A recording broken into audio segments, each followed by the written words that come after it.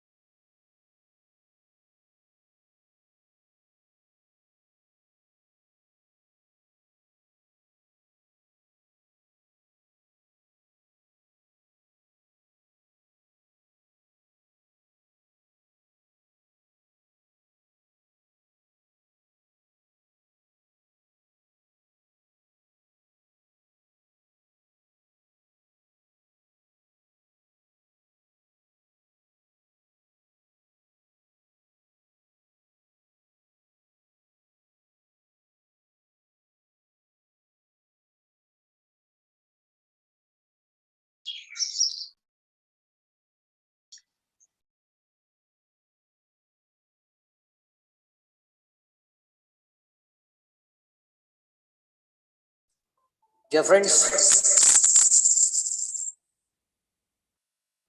don't unmute your mics. Don't unmute your mics. Kindly consider our request, please.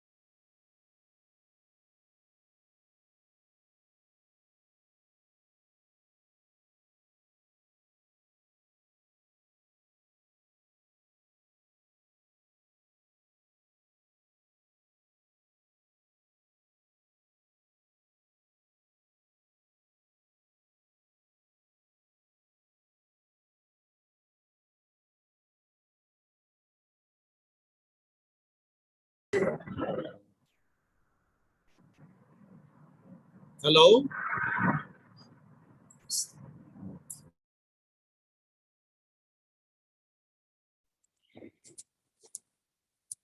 Hello, good morning, everyone.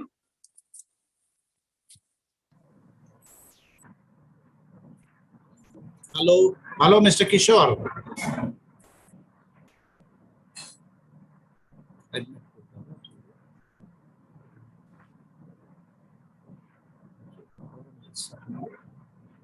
Start with your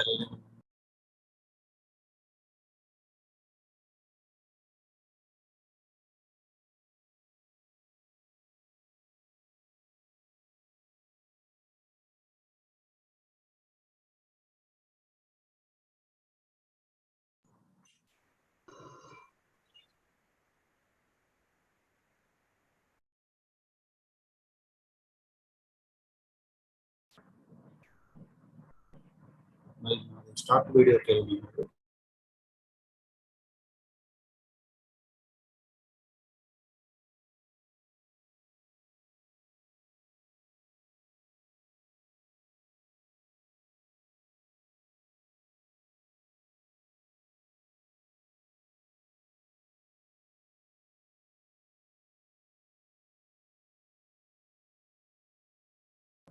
Kishore నీ voice వినిపించడం లేదు Kishore.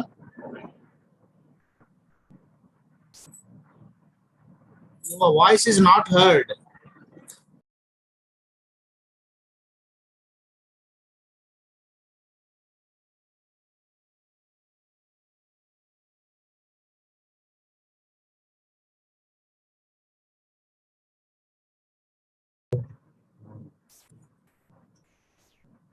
Start చేయు.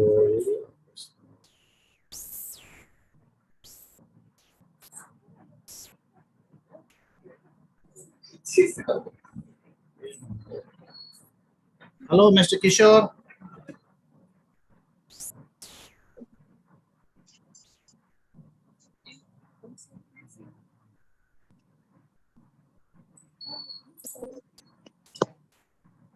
Kishore, your voice is not heard. Your voice is not heard, Mr. Kishore. Your voice is not heard. Your voice is not heard. Kishore.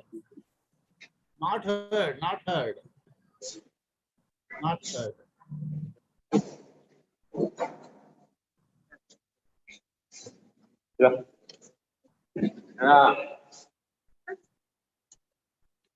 Kama inura rei.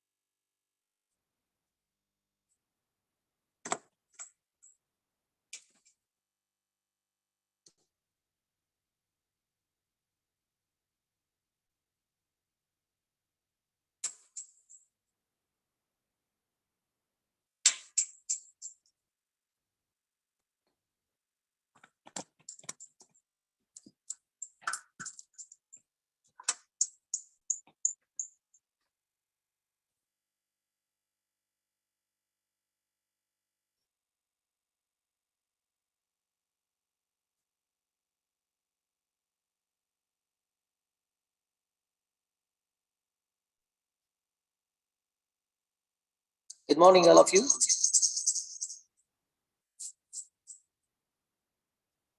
Just few minutes, we will go to start the international webinar on instructional strategies for English language teaching, organizing by KVR and MKR College, KHAJIPALEM.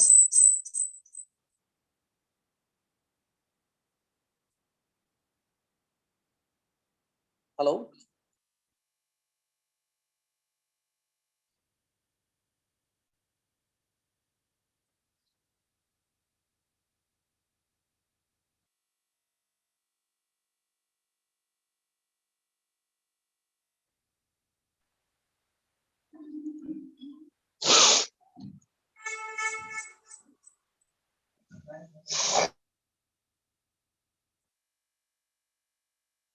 Kindly, all of you, request you all, consider our request. Don't unmute your mics. Don't unmute your mics. Don't unmute your mic.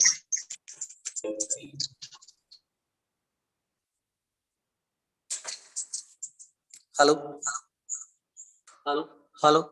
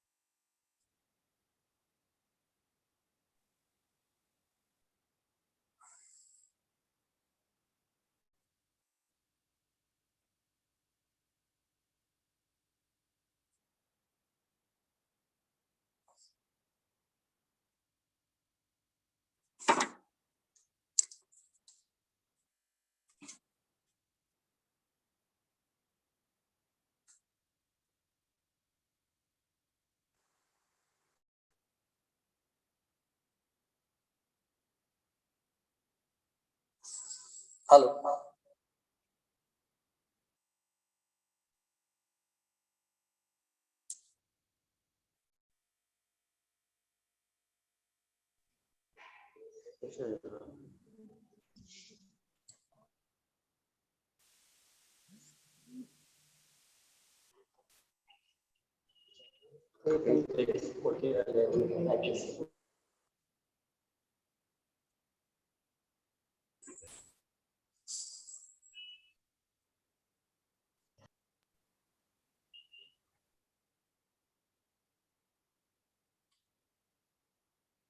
So kindly request the participants, don't unmute your speakers, because of the number is so high, almost all 780.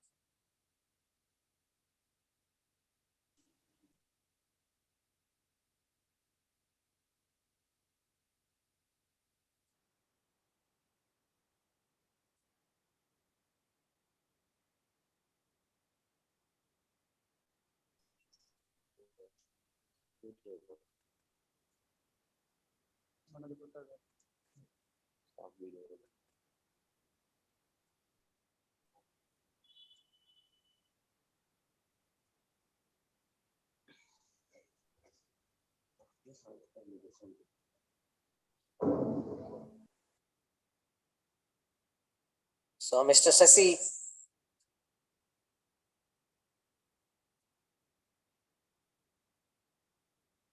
so kindly mute it. Kindly mute your mic.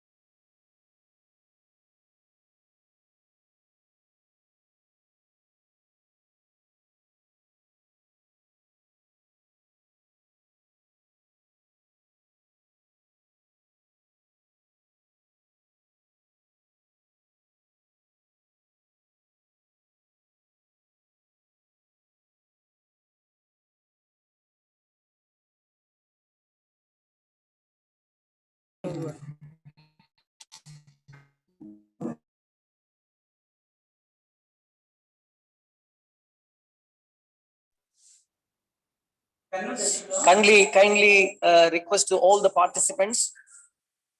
Don't open your mic. Please mute it. Please mute it. So we already muted, but somebody's opened their mics. Please, we will start the program within few minutes. So already respected resource persons have come.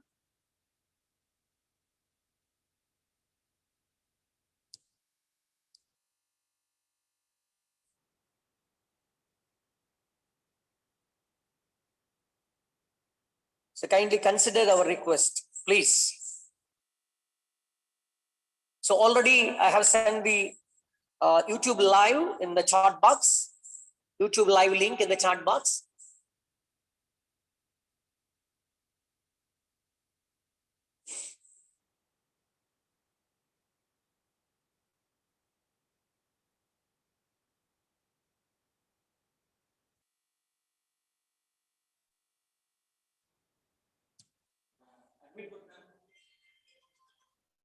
Whichever.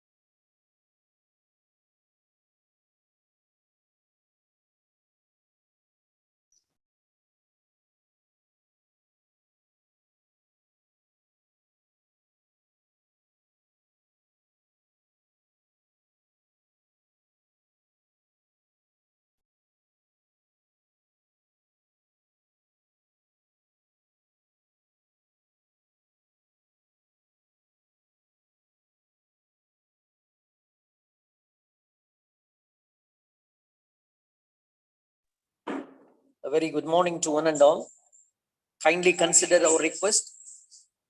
Don't unmute your speakers because of the number is so high. Kindly support us. We will start the program sharp at 9:30 as per schedule.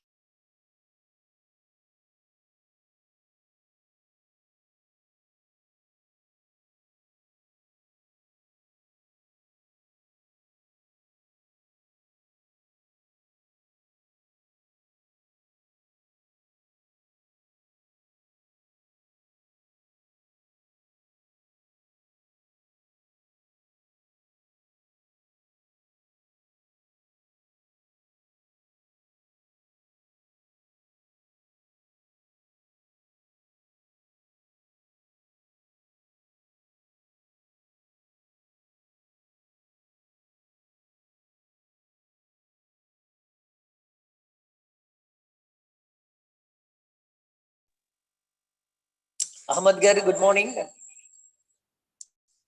Kindly consider our request.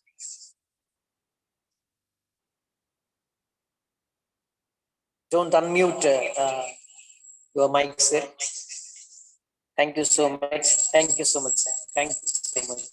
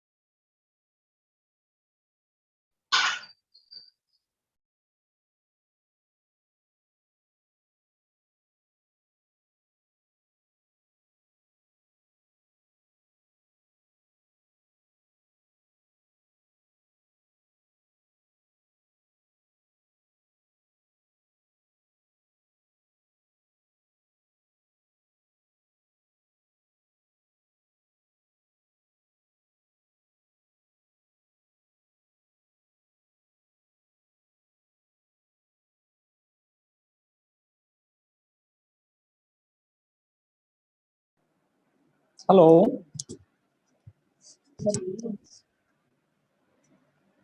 Sir, good morning, everyone. Unable to hear the audio, please. No audio.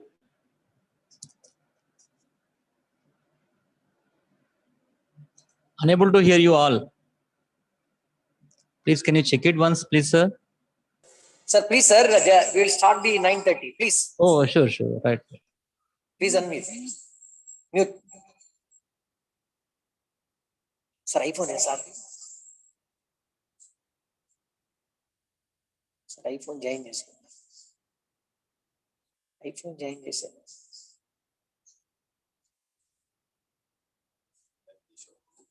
iPhone తీసుకోండి.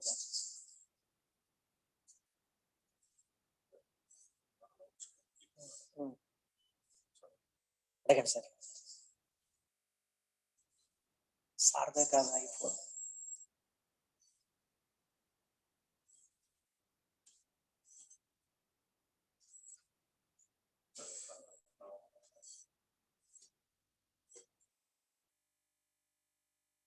China sir.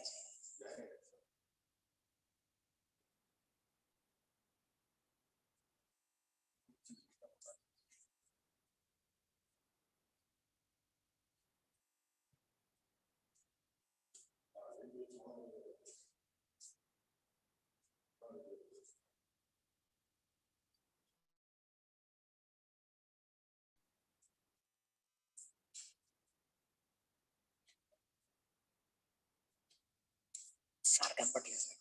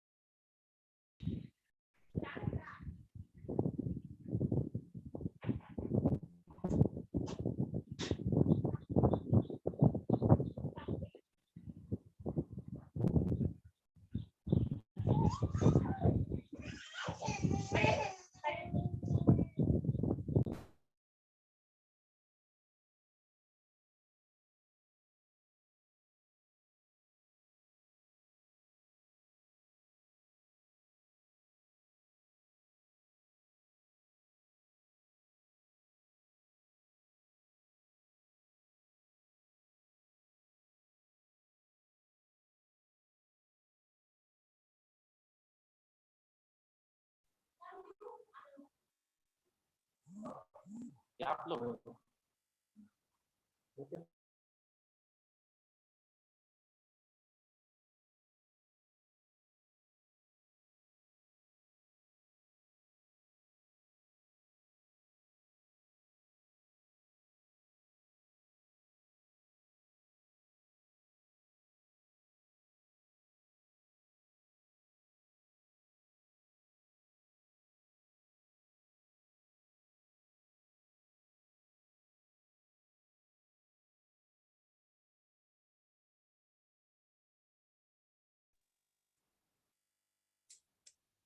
Good morning, one and all.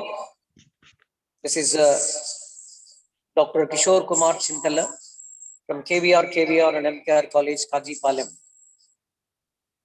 So kindly consider one request. Almost all 780 participants have registered. So that's why we are not available to admit you. Almost all 780 crossed. Kindly, I have sent the YouTube live link in the chat box, and also WhatsApp groups. Kindly participate through YouTube live stream. Thank you so much. Good morning, one and all. On behalf of the international webinar on instructional strategies for English language teaching and KVR and MKR College, KHAJIPALEM, I welcome you all. First and foremost, my heartily welcome to our beloved President of our college, Dr. M. Narsaraju Garu, who supported me, and not only me and the college members, staff members, and the faculty here to organizing this international webinar through virtual platform. And I welcome to our secretary and correspondent of the college, Sri K. Jitendra Verma Garu, who encouraged us to organize this webinar. My hearty welcome to our respected principal, sir, Dr. T. Sivaprasad Garu, who always with me and encouraged us to organizing these webinars. My hearty welcome to today's chief guest, Honorable Vice Chancellor of Acharya Nagarjuna University, Professor Rajashekar Pateti, who blessed me, and not only me, the college, to make a grand success of this international webinar. My hearty welcome to today's resource persons, who eminent personalities, Dr. G. Channareddy Garu from Acharya Nagarjuna University, working as associate professor, and Dr. Philip Habe John, working as a linguist and writer from Nigeria.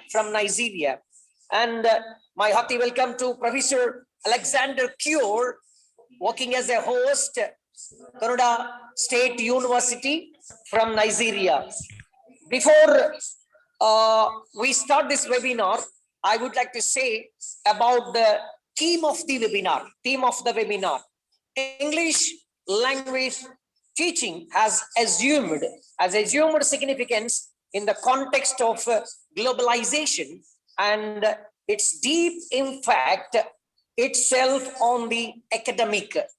The syllabi and the methodology have become revaluation with the advent of the technology, added this phenomena. So we are in COVID-19 effect. That's why it has changed our outlook from conventional methodology to online teaching strategy. Hence, the title of this webinar is relevant, that prepares us to meet the changed roles of English and reviving the teacher as a facilitator. In this scenario, the evaluation of new strategies for carrying out language teaching through innovative methods. Given these conditions, the exploration of strategies is of highest relevance. I wish the proceedings of the webinar will address the core issues of evolving, especially the title, Instructional Strategies for English Language Teaching. And now, my heartily welcome to all the members, those who participate here and join with us. And now I request our respected principal, sir, Dr. T. Sivaprasad Garu, to speak a few words in this particular webinar. Over to Dr. Siva Prasad garu. Thank you, Dr. C.H. Kishore Kumar Garu. Good morning to all. First of all, thanks to our beloved President Garu, Dr. M. Narsaraj Garu, giving this opportunity to me, our Department of Physical Education and staff members also.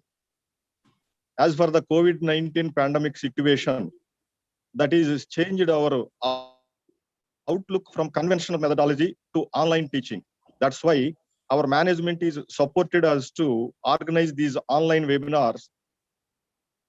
Today's international webinar, we are conducting instructional strategies for the English language teaching. And I also thanks to management of this college and I'm not secretary. able to hear you. Sir, Sir, please, sir. I could see you speaking, but I'm not able to hear you. Not able to clear your voice, sir. Your voice is not clear, please. sorry, sir. One second. And I also thanks to management of this college and secretary and correspondent, Dr. K. Jitendra Verma Garu. this college was Actually established 40 years ago on the interest of girls' education in this remote area of AP.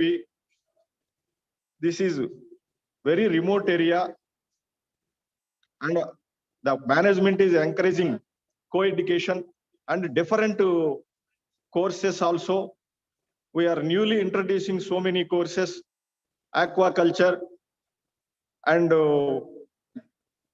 logistics also, and so many new methodologies are imported in this college by the management. So I especially thanks to our beloved President Garu, Dr. M. Narsaraj Garu. He much encouraged to me to conduct so many webinars in this pandemic time. Today, I also thanks to resource persons and participants. Very good opportunity to global linguistic knowledge share with others. Now I request you, Dr. M. Narsaraj Garu, President of this college, to speak a few words about today's international webinar, sir. Please, sir. Thank you, Principal Garu and Sir Prasad. I want to welcome you all to today's webinar. Especially, I want to thank the chief guest, Honorable Vice Chancellor of Acharya Nagarjuna University, Sri Rajsekhar Garu, and the other faculty members, Dr. C. Channa Reddy Garu, and Dr. Philip Hayab John, and also Dr. Professor Alexander Kure. And I welcome you all, sir, and all the participants. I hope you'll have a good interaction and successful webinar. This is the second webinar in our college, and I think hopefully this will continue in different subjects. And I really want to thank the Vice Chancellor for honoring this occasion by his presence. Thank you, sir. Thank you very much. I wish you all the best. Thank you, sir. Thank you very much. Thank you, sir. Dr. Kishore Kumar. Thank you, sir. Thank you so much for your kind support, and always you encourage us to organizing this type of webinars. And now I request our chief guest, Honorable Vice Chancellor of Acharya Nagarjuna University, Guntur. Then actually, as for the busy schedule, as far as the busy schedule of academic programs and academic relations, he sent the message. He sent the message to the participants, not only the participants and the management and the faculty members here. And he promised us to come to the college premises the next time. So that's why he sent the message to all the participants here. Just, I have received the message. He is in the academic relation, continue the academic relations in the higher education. And now I read that particular message sent by the Honorable Vice Chancellor. So congratulations and best wishes for the grand success of your international seminar, especially on instructional strategies for English language teaching. And kindly excuse me, this is a very, very important one. Kindly excuse me as I have other programs, especially in higher education. We will continue our academic relations in the campus, in the university. That's why I didn't come and I didn't attend this particular webinar. So thank you so much. With regards, Professor Rajasekhar Pateti, Vice Chancellor of this Acharya Nagarjuna University, Guntur, and he sent his wishes. That is called, in this scenario, the evaluation of new strategies for carrying the language teaching through the innovative methods. Give this particular conditional, the exploration of the strategies of the highest relevance.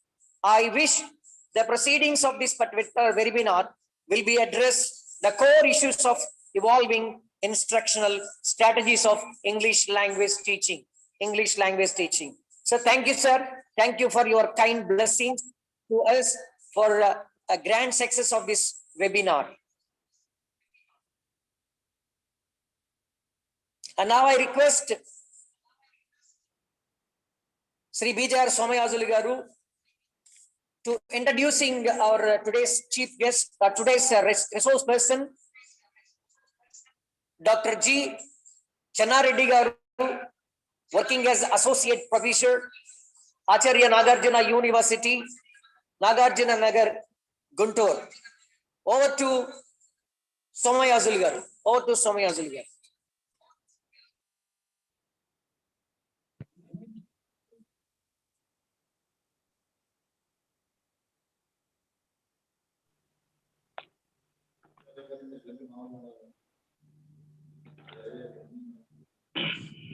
Thank you, Kishore. Good morning to all. This is Somayazulu, Head of the Department of Computer Science, KVR and MKR College. Today, I am going to introduce an eminent and greatest academician, Dr. G. Channareddy Garu, Associate Professor, Department of English, Acharya Nagarjuna University. Sir has not only an academician and also a research guide in Acharya Nagarjuna University.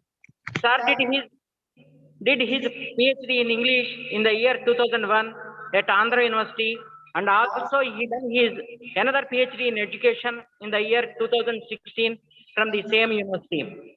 Sir was selected Group 1 officer through APPSC in the year 2006, and his special interest, Sir has 22 years of experience, and also he was given 20 lectures in radio for education purpose. Sir has a good research guide. Under his guidance, 28 PhDs and 36 MPhil degrees were awarded. At present, 12 PhDs and 5 MPhil scholars are doing research work under his guidance. Sir has 102 national and international publications in various research publications, printed in various research publications.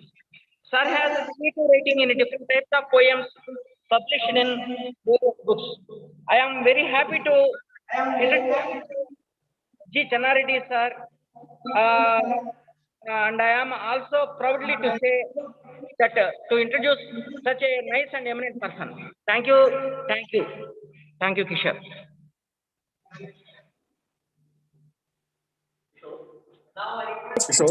Now I request this resource person, Dr. G. Channareddy Garu, Associate Professor from Acharya Nagarjuna University. Over to Dr. G. Channareddy sir.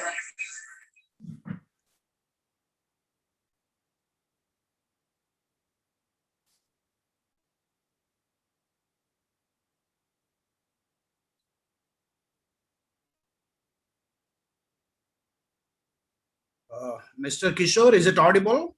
Yes, sir. Yes, audible, sir. Thank you, sir. Thank you so much. Yeah, Mr. Kishore.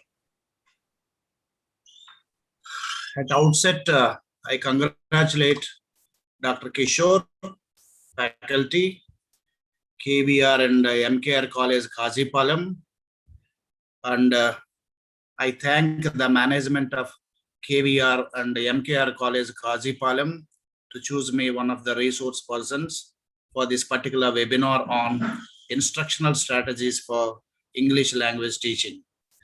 Here, the President, Dr. M. Narsaraju Garu, and Secretary and Correspondent, Sri K. Jitendra Verma Garu, Principal, Dr. T. Shivaprasad, and my good friend, one of the resource persons of this particular webinar, Professor Alexander Curie, and another resource person, Philip Heyer John.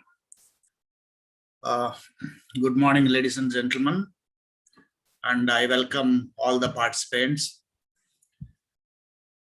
Dr. Kishore, my PowerPoint is available. Is it on? Yes, sir. Yes, visible, sir. Thank you. Thank you so much, sir. Thank you so much. Yeah.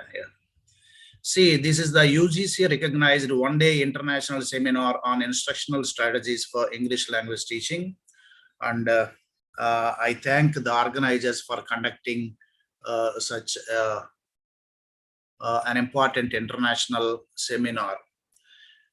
In fact, I was introduced by one of the faculty members. I thank him very much. And today I want to concentrate on this particular instructional strategies. Before going to that, I want to speak something on the importance of a teacher and a teaching experience. Especially, teaching is an art or science. Sometimes there is a question that whether teaching is an art or science. In fact, teaching is an art as well as a science, because there is a scientific approach for all the teachers. Then only he can teach systematically. There's no doubt teaching is an art. At the same time here, a teacher is not born, a teacher is made. See, many a time in the classroom where I have been teaching at Acharya Nagarjuna University, Department of English, Department of Education, as the Director International Student Cell, then I ask my students, whenever you want to become teachers, you should have the practice. And a teacher is made, a teacher is not born. That's the reason here at a post-graduation level or even at a graduation level, the students should concentrate on learning teaching procedures. At the same time here, I don't know whether fortunately or unfortunately, many teachers, they are there in teaching profession without knowing the universal meaning of the word teacher. In fact, the universal meaning of the word teacher, a teacher is a friend, philosopher, and guide. If I'm a friend of my students, then all I'm a teacher. If I'm the philosopher and the guide, then all I'm a teacher. The question here is whether I'm a friend of my students or not is a question. At this juncture, I want to remember what happened when I was studying in my lower studies, especially at school level. And I had some doubts like the material doubts. This seminar is important for instructional strategies, including the materials. I want to speak at this juncture of the importance of the materials. Still, I can remember when I was there at primary level, I read in the textbook. And I think so the majority audience can understand if I refer in native language Telugu now and then. In that particular book, when I was reading in second or third class, I read that Mooga Jantuvulu. I read that Mooga Jantuvulu. This is the importance for material. The Mooga Jantuvulu. See, there is a picture of a dog and there is a picture of a cow. See, where I read that Mooga Jantuvulu in the sense here, then I was searching in my village. నేను మూగ జంతువులు అని ఒక ఆవు బొమ్మ ఒక కుక్క బొమ్మ ఉంటే మా ఊర్లో ఆవులన్నిటికీ నేను చెక్ చేశాను, అలాగే కుక్కలన్నీ చెక్ చేశాను. All these cows and dogs they have the mouths and they cry or bark. At the time here I had a doubt that మరి మూగ జంతువులు అన్నారు కదా, మరి కుక్క ఎందుకుంది ఆవు ఎందుకుందో నాకు చాలా కాలం అర్థం కాల. I was unable to understand what was the reason they were called like that. See, later when I come to somewhat higher stages, for me, another material problem I encountered with, that is no leni jantuvulu. Once again, there is the picture of a cow and the dog. Then I searched once again in my village, all the cows and dogs, they have the mouths. మరి నోరు లేని జంతువులు ఎందుకైనాయి, మోగ జంతువులు ఎందుకైనాయో I could not understand. I had no dare to ask to my teacher what was the reason it was written like this in the materials. At the same time, whenever I come to the next stages like 6th class, I encountered another thing here. In Telugu, I want to read it, that particular sentence where I encountered, where I studied or read in my 6th class social studies textbook. అశోకుడు బాటలకు ఇరువైపులా చెట్లు నాటించాను. I had a doubt. See, Ashoka, King Ashoka, Emperor Ashoka, he belonged to BC, before Christ. In those days, there were no cranes. See, how did Ashoka, otherwise his associates, bring the trees beside the roads? That was my doubt. See, later I myself realized whenever I came to 9th class that అశోకుడు బాటలకు ఇరువైపున చెట్లు నాటించలేదు, మొక్కలు నాటించను. I myself realized. In all these cases, there is something problem with the materials. That's the reason here, at the time of the preparation of materials, even for language teaching or other subjects, one should be very, very careful, especially lesson writing is concerned. At this juncture, I want to bring the notes of all these August gathering here. In Indian context, the teachers are either bosses or commanders. Usually they don't allow the students to ask their doubts in the classroom. See, if the teachers are bosses and commanders, how the students can open their mouths in the classroom? This is another question. See, if I'm a friend of my students, then only I can say I'm a teacher. Of course, philosophy is a different matter. Whether I'm a philosopher or not, that should be judged by the students through their feedback. And I should be a guide. If I'm a guide of my students, then only I'm a teacher. See, guiding here, not only in academics, the teacher should guide in the personal career of the students. That's an important aspect here. If a teacher is a friend, a philosopher, a guide, then only he is a teacher. This is the universal definition. Thereafter, a teacher communicates or imparts knowledge and wisdom. Another important point I want to bring here, whether the teachers, otherwise the curriculum, otherwise the syllabus, we impart knowledge and wisdom or only knowledge? This is another question here. This is also the material problems. Here, knowledge in the sense here, there is no doubt our textbooks, our syllabus, our curriculum imparts knowledge, no doubt. What about wisdom? This is another question here. And because without knowledge, without wisdom is a sin, Mahatma Gandhi said. If there is no wisdom and knowledge, it's a sin, Mahatma Gandhi said. So here the lesson writers, the materials are concerned, there must be wisdom with knowledge. That's an important thing I want to bring to the notice of all these participants. At the same time, and sometimes we see that PhD in chemistry, in the sense here, doctor of philosophy in chemistry. Is there any philosophy in chemistry? Is there any philosophy in physics? Is there any philosophy in civil engineering? There must be philosophy. That's exactly wisdom. And a teacher requires training. Mere imitation is not adequate. I have written this particular sentence here. After completion of post-graduation, I studied PhD. I turned as a lecturer or a professor. See, a very important aspect here. The only profession in the world, probably in India, without training is a professor. Without one-day training, one can become a professor. Without one-day teacher training, one can become a professor. So where is the training? The teacher should know that. The professor, the lecturer should know that. There is a method, there is a technique, there is all these methods, lesson plan, technique. The teachers should know it. Only imitating his earlier teachers is not adequate. This is another my observation. Later, let us see here, learning should be joyful. Learning shouldn't be painful. This is another question. Learning is joyful in our classrooms? This is a question. Learning shouldn't be painful. See, sometimes what students say that otherwise even the parents give a complaint that my ward is unable to go through the lessons which are taught by the teachers in the classroom. If the student is unable to go through the lessons, if he is unable to understand the lessons taught by the teachers in the classroom, automatically it leads to a type of stress and strain. And learning, then it turns as painful. Learning always should be joyful. If a teacher is a friend, if a teacher is a philosopher, if a teacher is a guide, then automatically, if there is an exact teaching materials, probably teaching may be joyful. Thereafter, I want to read here a statement given by Benjamin Franklin, one of the greatest linguists and a recognized academician. He said that, tell me and I forget. Teach me and I remember. Involve me and I learn. See what Benjamin Franklin said, tell me and I forget. If I tell the students in the classroom, certainly they will forget.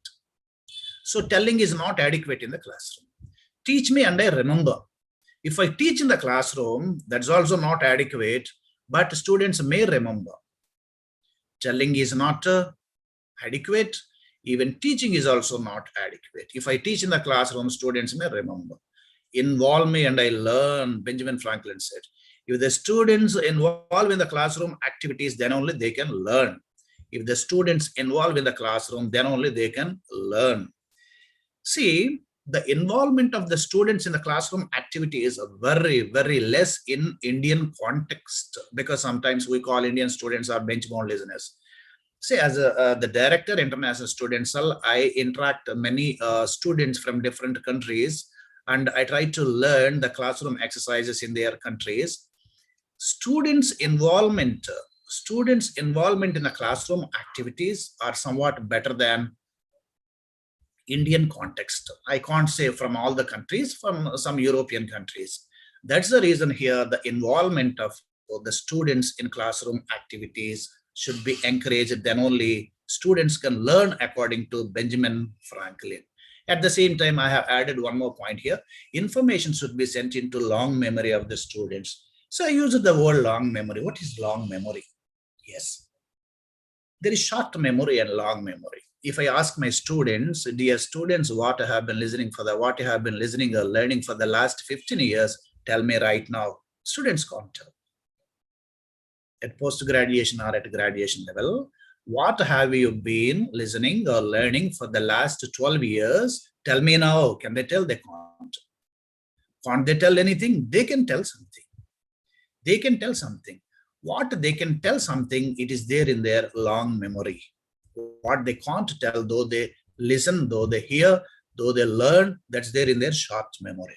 At this juncture, usually I want to show two pictures to my students. Just I want to show the same here. Then I ask my students now and then, see, what is this? This is a picture. Exactly, here is no picture. I want to show that. This is the photograph. This is the photograph of your elementary school classmate. Then I ask the students, this is the photograph of your elementary school classmate. Who is he or she? Then they want to remember, I saw him long back, they want to recollect the image. Then thereafter I want to show them another picture. Think this is the photograph of your father. This is the photograph of your father. Think this is the photograph of your father. Then I ask them, who is he? They don't want to say, I want to remember who is he. They don't want to say that. Immediately they recognize he is my father, because the image of the father is there in their long memory. The image of the elementary school classmate is there in their short memory. That's the reason here the information should be sent into the long memory of the students. If the information is sent through repetitions, to repeated teaching, or using different types of exercises, or using the appropriate methods and techniques, the information should be sent into the long memory of the students. Then only they can remember. This is another important instructional strategy. Thereafter, I want to go for another slide. Here, teachers harass the students in the classroom. Language teachers harass more than the subject teachers. See, this is not my statement. The statement is given by Caleb Gaetano, another linguistics and a great educationist. What Caleb Gaetano said? Teachers harass the students in the classroom. Language teachers harass more than the subject teachers. What probably a shocking a statement given by Caleb Gaetano to all the language teachers. See, let us analyze the statement given by Caleb Gaetano. Teachers harass the student in the classroom in the sense here. If the students are unable to learn, automatically they feel a stress and strain. This is the idea of Caleb Gaetano. Language learning is very, very difficult. Language learning is very, very difficult. You know that some hundreds of rules, learning, memorizing all these rules, it's not an important idea to learn a language. I referred that Indian students are bench-bound listeners. Always they want to keep quiet in the classroom. They want to open their mouths only at the time of responding to attendance. The remaining time they want to keep silence in the classroom. Yeah, Indian students are bench-bound listeners. That's the reason this, once again, this is also not my statement, the general observation of the teachers all over the world.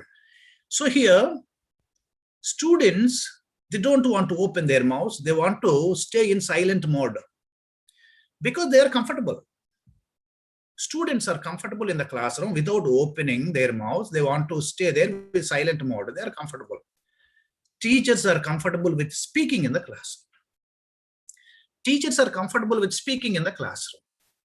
So teachers don't want to leave their comfortable zone. Students don't want to leave their comfortable zone. That's the reason there was no interaction. There is no interaction between the teachers and students. Some extent at higher studies, we have lecture method. UGC 10 years ago asked that, you dear college and university students, kindly avoid lecture method. This sentence was circular. At the same time here, the classrooms in India, they turned as a teacher-centered because students are there in silent mode. They want to look at the face of the teacher, otherwise the blackboard, otherwise the recent digital boards, and they want to write something or running notes or jogging notes. See here, at this juncture, we should observe that it's needed the interaction between the students and teachers. If there is no interaction, how can they involve what Benjamin Franklin said? If there is no interaction, how can they involve? If they don't involve, they can't learn language. As we discussed already, there are many, many methods, approaches, principles. They have to memorize rules and regulations of this grammar, syntax, phonology, whatnot. That's the reason here it's needed always interaction between the teachers and students. That will give us a good result. At the same time, as I discussed already, reciprocal method in the sense interaction method. They should interact with each other. Thereafter, teaching needs a lesson plan. I already informed that teaching is not mere imitation. If I imitate my teachers earlier without knowing there is a lesson plan, there is a method, there is an approach, there is a technique, classroom management, body language, student psychology, and sense of humor. See, if a teacher studies teacher training or Bachelor of Education or Master of Education, B.Ed or M.Ed, certainly they know there is a lesson plan. They practice lesson plans, how to write a lesson. But here at higher studies, what I observed, many teachers, they don't know there is a lesson plan. At higher studies, at the university level or at college level, they complete their teaching profession from joining of the day to retirement. They teach without a lesson plan. Sometimes they don't know there is a lesson plan. It's very unfortunate that they said. I informed you already here, after completion of MA, if I qualify NET or SET, I will be a government degree college lecturer, otherwise a private college lecturer without having trained one day. And sometimes we don't know there is a method, there is an approach, there is a technique and classroom management. They are taught usually, they are taught at teacher training, otherwise at B.Ed.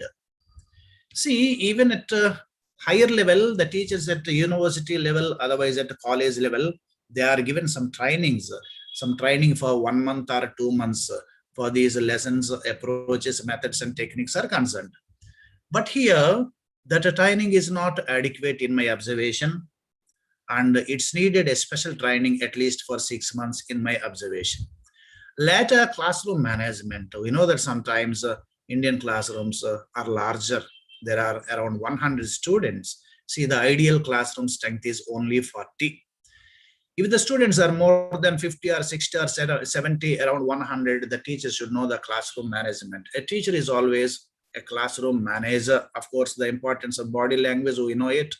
Body language is very important for a teacher in the classroom.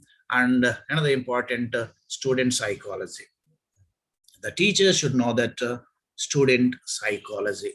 Without knowing student psychology, if the teacher teaches, his teaching may not reach to the students. The interest of the students, the disinterest of the students, and the homework that was given earlier, whether they are going through it or not, the psychology of the student should be learned by, should be known by the teachers.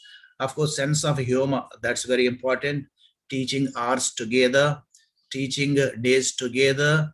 If the teacher applies sense of humor and giving live examples, automatically students can pay their attention. Here I think so that many participants are English teachers, English lecturers, and English professors. Just I want to tell what I practice in the classroom. For sense of humor, at the same time here giving live examples. We know it that William Shakespeare was basically an actor. William Shakespeare was basically an actor. Later he turned as a writer, otherwise a dramatist or playwright. See, William Shakespeare as an actor, he was studying the pulse of the audience, Elizabethan audience. See, the first William Shakespeare as an actor, he enacted female characters. In fact, he was there outside of the theater. He was invited inside of the theater, and that particular drama troupe, they were searching for a female actor, and he was given a chance. He entered inside of the theater. At the time here, the first characters of William Shakespeare were female characters. This is not the unique phenomenon of English drama. See, whenever we want to compare with our Telugu drama, the great Telugu movie actor Akine Nageswara Rao, basically he was a drama actor. Before he entered into screen, otherwise the movie, he was a drama actor. See, Akine Nageswara Rao first character was female character Damayanti. Akine Nageswara Rao, the first character on the stage was Damayanti. Somewhat we can compare Akine Nageswara Rao's incident with William Shakespeare. It's somewhat a lively example. Students can pay their attention. This is my observation. Now let us say a language, whether language can be acquired or learned. This is another question. Language can be acquired and learned. There is no doubt, usually we acquire first language, our mother tongue, and we learn the second language. Even in first language, otherwise our mother tongue, we acquire only the primary skills. Only the primary skills we can acquire. Listening and speaking can be acquired through the parents, otherwise the family members. And the remaining two skills, reading and writing, that should be learned. For reading and writing, the student should go to the classroom. Otherwise, he can't learn. Reading and writing can't be acquired. That's the reason here, at the time of learning second language, this is another question. Can we acquire second language or can we learn second language? For that, you know that there are different types of methods and techniques, how to acquire second language, how to learn second language. At this juncture, this I want to bring to the notice of all these English teachers. See, in the universal definition, first language, second language, third language. First language is usual mother tongue, otherwise the regional language. I use the word first language is mother tongue or regional language, because we can't say that in the state of Andhra Pradesh, English is the mother tongue of all the people. There are some other, even Urdu, some other languages are here. That's the reason language one, first language, L1 is mother tongue. So second language, this is another question. The universal definition of the word second language, otherwise the phrase second language here, the other important language spoken in the same country is the second language. Third language is foreign language. This is the universal classification. This is the universal classification. So some extent, Telugu language is our second language. Telugu language is our mother tongue and first language. Telugu language is our mother tongue and first language. Then what about second language of Indians? So can we say English is the second language, otherwise foreign language? In the classification, the third language is foreign language.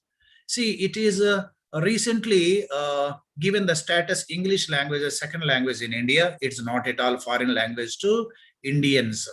That's the reason here at the time of learning second language, at the time of learning second language, especially the target language English, and a teacher should be very, very careful. A language can be acquired, language can be learned, mother tongue can be acquired. See, even in mother tongue, as I have referred already, primary skills can be acquired. To learn secondary skills, reading and writing, they should be learned. A student should go to the classroom. Here is another question. Usually linguists say that knowing first language helps to learn second language. Knowing first language helps to learn second language. This is the universal idea of the linguists. Here, sometimes knowing first language is a hurdle to learn second language, especially for Indians are concerned. We know it very well that the syntax of Indian languages, is quite dissimilar to English language. There are two branches of language in our country, you know it. They are Aryan languages and Dravidian languages. The syntax of Aryan languages is similar. The syntax of Dravidian languages is similar. The syntax of English is dissimilar. Sometimes the syntax of Telugu comes this side, the syntax of English comes in reverse. We know it very well that. That's the reason my question here is, we the Indians who have been utilizing all these methods to learn second language or target language English, we have imported all these methods from Europe. The methods where we have been using the grammar translation method, the direct method, audio language, whatever the method, they all are European invented methods to learn another European language. These are the methods to learn another European language. If French people want to learn English, those methods can be applicable. English people wants to learn German, those methods can be applicable any European language, because the syntax of European languages is similar. The syntax of European languages is similar. The syntax of Telugu language is quite dissimilar to English language. Then how can you use the same methods here to learn second language English in our country? This is the English teachers, the linguists should think of this particular point, what I request here. See, for Indians, there is no any special methods to learn English by Indians. In fact, it's needed one method for Aryan language speaking students, another method for Dravidian language speaking students to learn English. Unfortunately, such method is not invented so far. This responsibility is there upon the shoulders of all English teachers. My observation here, what linguists say that if you want to learn any new language or strange language, 6 months duration is quite enough. 6 months duration is quite enough. But our students, they have been learning English language for more than 1 decade or 1.5 decades, but they are unable to learn English language. What are the reasons? In my observation, there is something wrong with methods and methodology, strategies and techniques. See, the methods and methodologies what we have been using here, these are purely European invented methods to learn another European language, because the syntax is similar. But whereas Indian language syntax is quite dissimilar to European language. That's European language, this particular target language English. That's the reason what I appeal, my dear esteemed colleagues and the scholars, researchers, please, you have to concentrate on this particular point. It's needed some method. It is needed one particular method, one particular approach that should be very easy to learn Indians English. Teaching and learning materials, selection of teaching and learning materials. The material should be relevant. I mentioned already, if the material is not relevant, if it is not sufficient, and there is something problem in teaching and learning process. At the same time, it should be shootable. So many time where I have been editing some books, recently I have edited one book for this particular where UG level for first semester at a state level. I edited that. You know that sometimes we, the lesson writers, otherwise the editors, we take chunks directly from European books or teaching. That's not good. We have to bring it to, they should be nativized. We have to change them into the suitable practical approach for Indian students. I want to appeal these lesson writers at this juncture. At the same time, even the material should be learner-centered. The material should be learner-centered.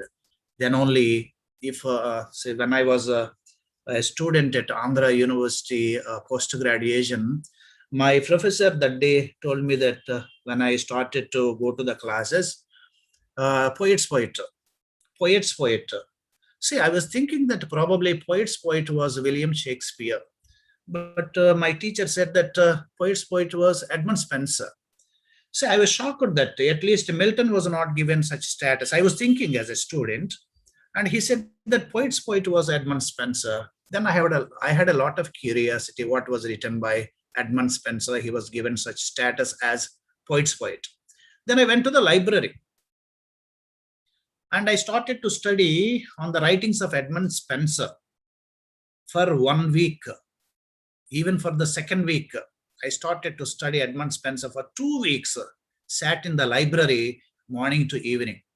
After 2 weeks, I met the same professor. Sir, you said Edmund Spenser is poet's poet, but I started to study him for the last 2 weeks. I could understand nothing. Then my professor reacted that, you, Mr. Reddy, the poetry of Edmund Spenser can be understood by poets, not by you, he said. The poetry of Edmund Spenser can be understood by poets, not by you, he said. Then I realized, then he informed me that the language that was used by Edmund Spenser was a scholarly language that can be studied by scholars only. See, at the time of learning materials, the material should be simple and educative, and that should be learner-centered. Then only students can learn somewhat easily. Otherwise, it's a great problem to the student. Just I want to touch here LSRW skills. Thereafter, I want to go for these methods, the importance methods, teaching methods. Now, let us see these LSRW skills. We know it, the primary skills and secondary skills. Of course, listening is an art, it's a skill, discipline like other skills. But unfortunately, listening and speaking, they are largely neglected in Indian classrooms. I will go to the next slide. There's some methods and approaches. See, for your information, even today, the majority of Indian English learners, otherwise the teachers, they use the grammar translation method. Whenever we use the grammar translation method in the classroom, the primary skills are neglected. Listening and speaking skills are neglected. This is one of the major reasons that students are unable to listen well, speak well. Listening skill is nothing but listening and understanding. I ask my students in the classroom, you dear students, have you had listening skill? Immediately said, sir, we have very, very good listening skill. Then I ask them that, if I invite an Australian here, if he speaks in English, can you have listening skill? They are there in doubtful. If I invite here an American, can you have listening skill? So here, listening in the sense here, listening and understanding skill. If we are able to understand what we listen, then only we can say that I have a listening skill. Listening and understanding skills. From these, the speakers of Australians, otherwise the Americans, otherwise Indians or Canadians, there is some difference in their accent and pronunciation. Sometimes we have a doubt that which is the right pronunciation, which is the right accent of English. I can't say that right, but there is an authorized pronunciation. It is called as RP, received pronunciation, English language spoken among the people of Oxford and Cambridge universities in London. is recognized as RP or received pronunciation. This is the authorized recognized pronunciation. It's somewhat nearby Indian pronunciations. At the same time, I ask my students in the classroom that, see, sometimes whenever we watch English movies, some English movies we can understand well. The language we can understand well.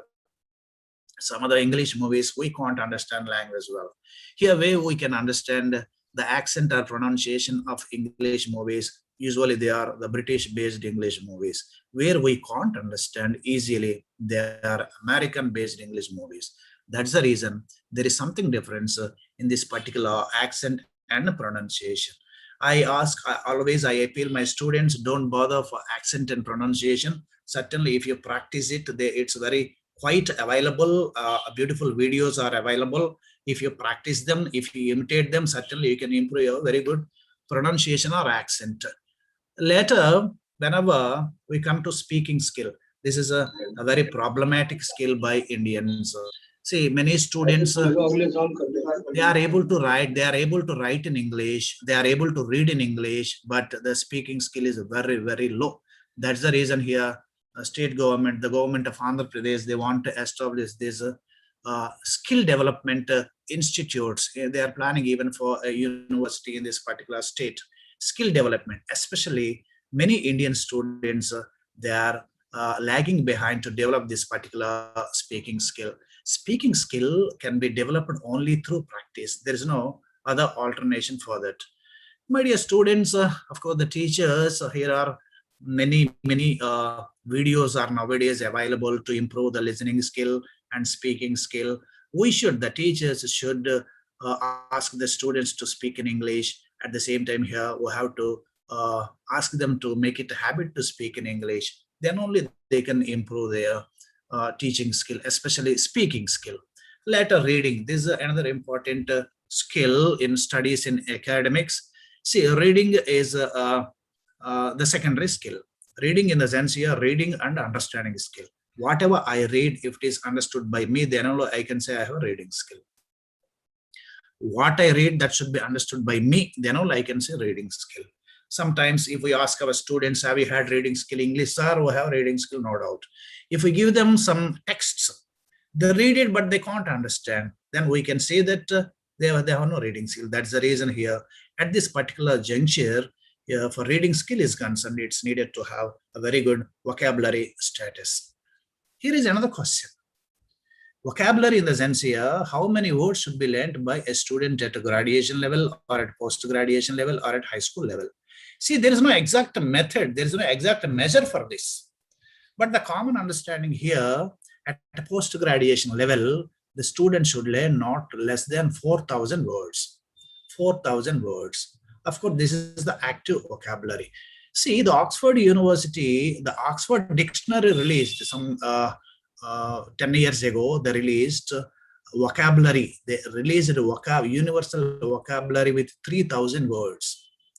The idea here, if the students, they learn these 3,000 words of the vocabulary automatically, they are able to manage to speak. Otherwise, they can develop all these skills in English. It's also available, 3,000 words. That's the reason, very recently, I have written an article in the editorial page of Inado. The rural area students, they have very less vocabulary that is found in different surveys. That's the reason here, the students should develop vocabulary. For that, the teachers should maintain special exercises, including introducing them the spelling games. If they have no adequate vocabulary, they can't read and write. That's another important thing. Of course, writing, very, very important skill in Indian context, especially in academics. See, writing skill is given the highest priority. Priority in the sense here, all 100 marks, 100% marks are given for writing skill only. Unfortunately, in Indian context, there are no marks for listening skill. There are no marks for reading skill. Speaking skill probably given for 10 or 15% or less than that in the particular examination system is concerned. All the marks are given only for writing skill. So here, unless we read, we can't write. I know that. But here, writing skill for going to the examinations, and sometimes students neglect to practice it. But in my observation, to learn LSRW skills, all these skills in communication, and it should be given weightage for listening, it should be given weightage in examinations. Listening skill should be given some marks, speaking skill should be given some marks, reading skill should be given some marks. Of course, writing skill can be given the major marks. At this juncture, I want to touch this particular methods and approaches. Method is a oral plan. Using the language can be taught systematically, and all the teachers, they knowingly or unknowingly, they use method and approaches. See, at the same time here, methods involve principle like selections, grading, presentation, and repetition. So knowingly or unknowingly, teachers, they use methods and approaches and lesson plans. Sometimes teachers at higher studies, they don't know they have been utilizing this lesson plan, but there is a systematic lesson plan in their teaching. See, I already referred the grammar translation method. Even today, the majority Indian English learners, they have been using the grammar translation method. In fact, the grammar translation method was popular in 1840s and from 1840s to 1940s.